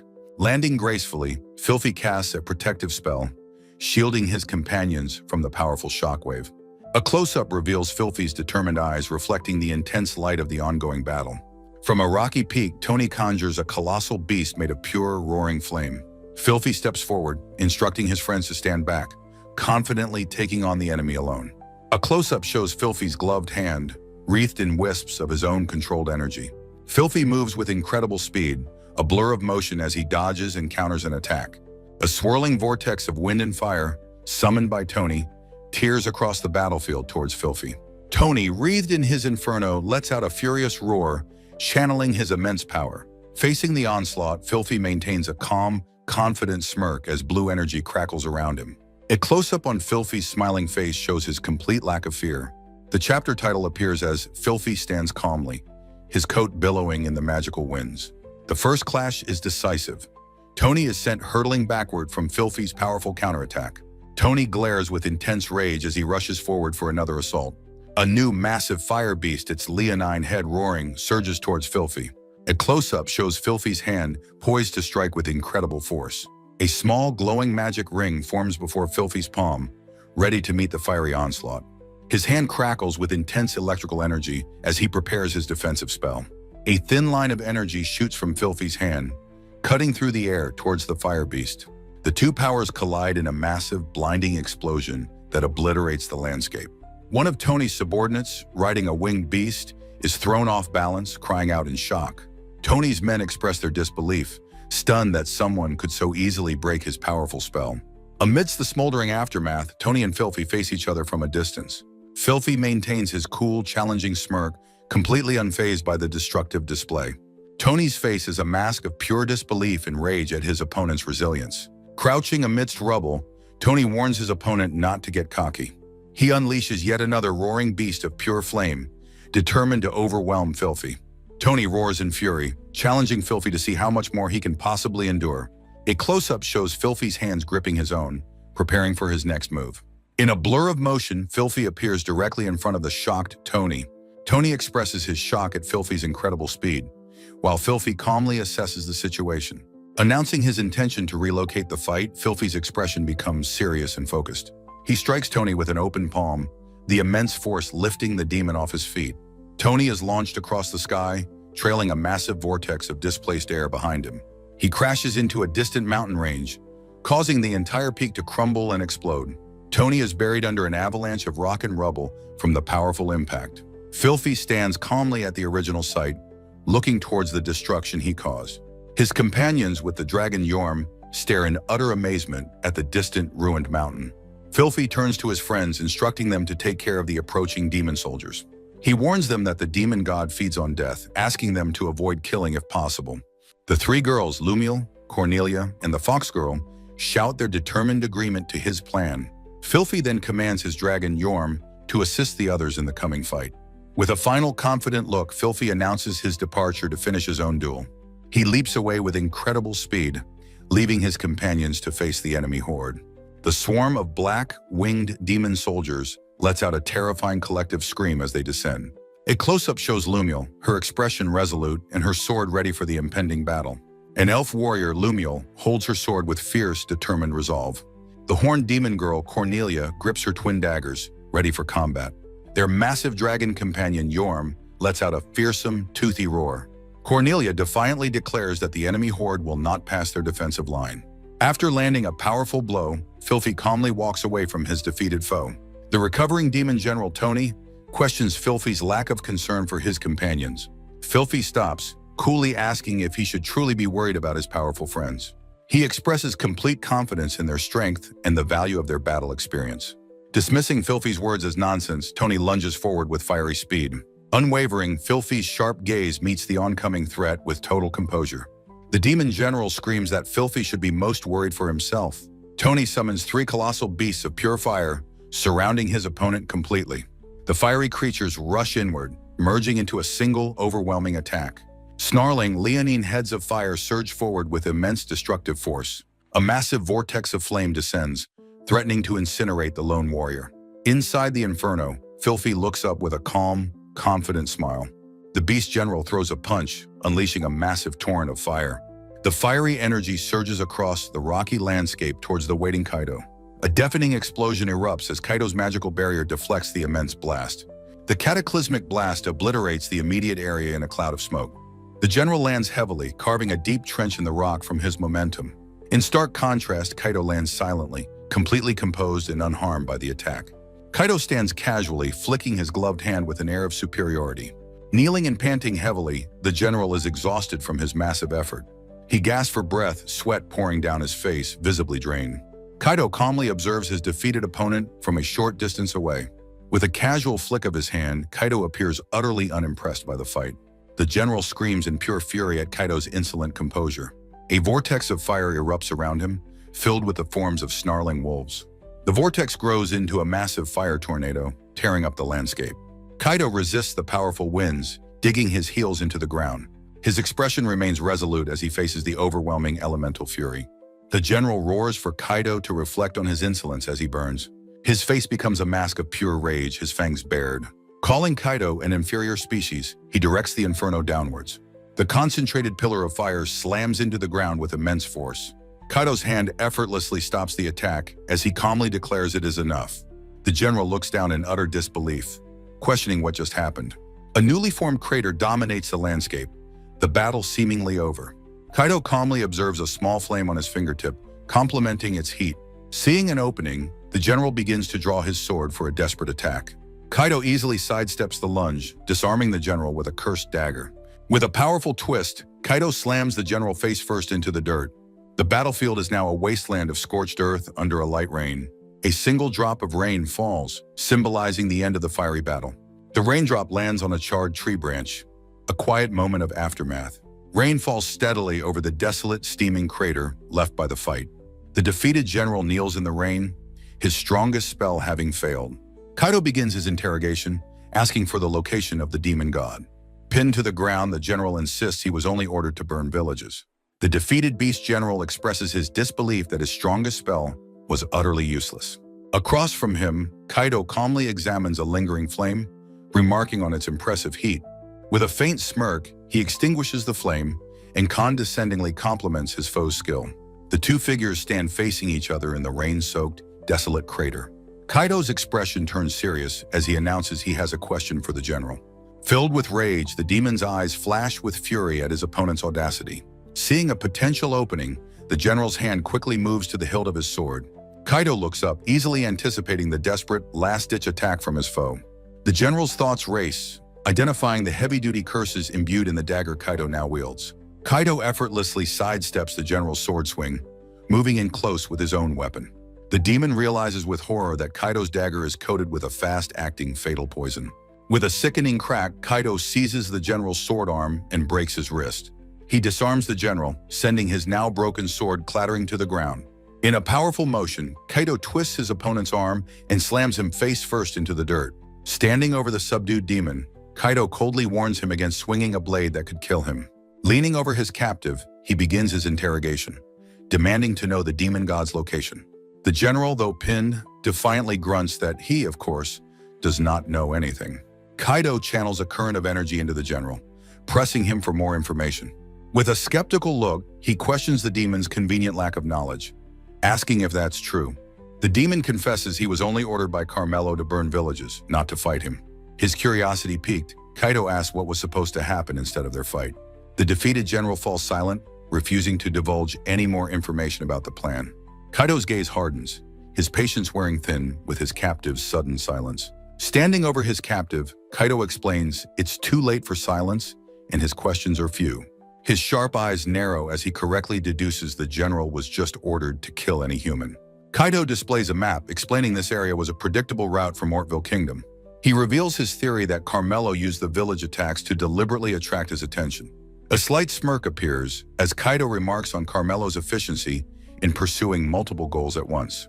He concludes that Carmelo is clearly working with the demon god, given his recent activities. His voice dripping with menace, Kaido insists the general must know the demon god's location. A torrent of black, cursed energy erupts from Kaido's sword plunged into the ground. The general cries out in terror, asking what Kaido is doing to him now. Kaido calmly explains he has only adjusted the dagger's curses and reassures him he won't be killed. A swarm of horrifying skeletal phantoms emerges from the cursed energy surrounding the screaming general. Kaido's arm transforms into a weapon of dark energy, which he presses against the demon's neck. Weeping in terror, the demon pleads with Kaido to move the weapon, insisting he knows nothing. Kaido's face remains a cold, impassive mask, showing no reaction to the demon's pleas. His eyes narrow with sharp finality as he moves with blinding, decisive speed.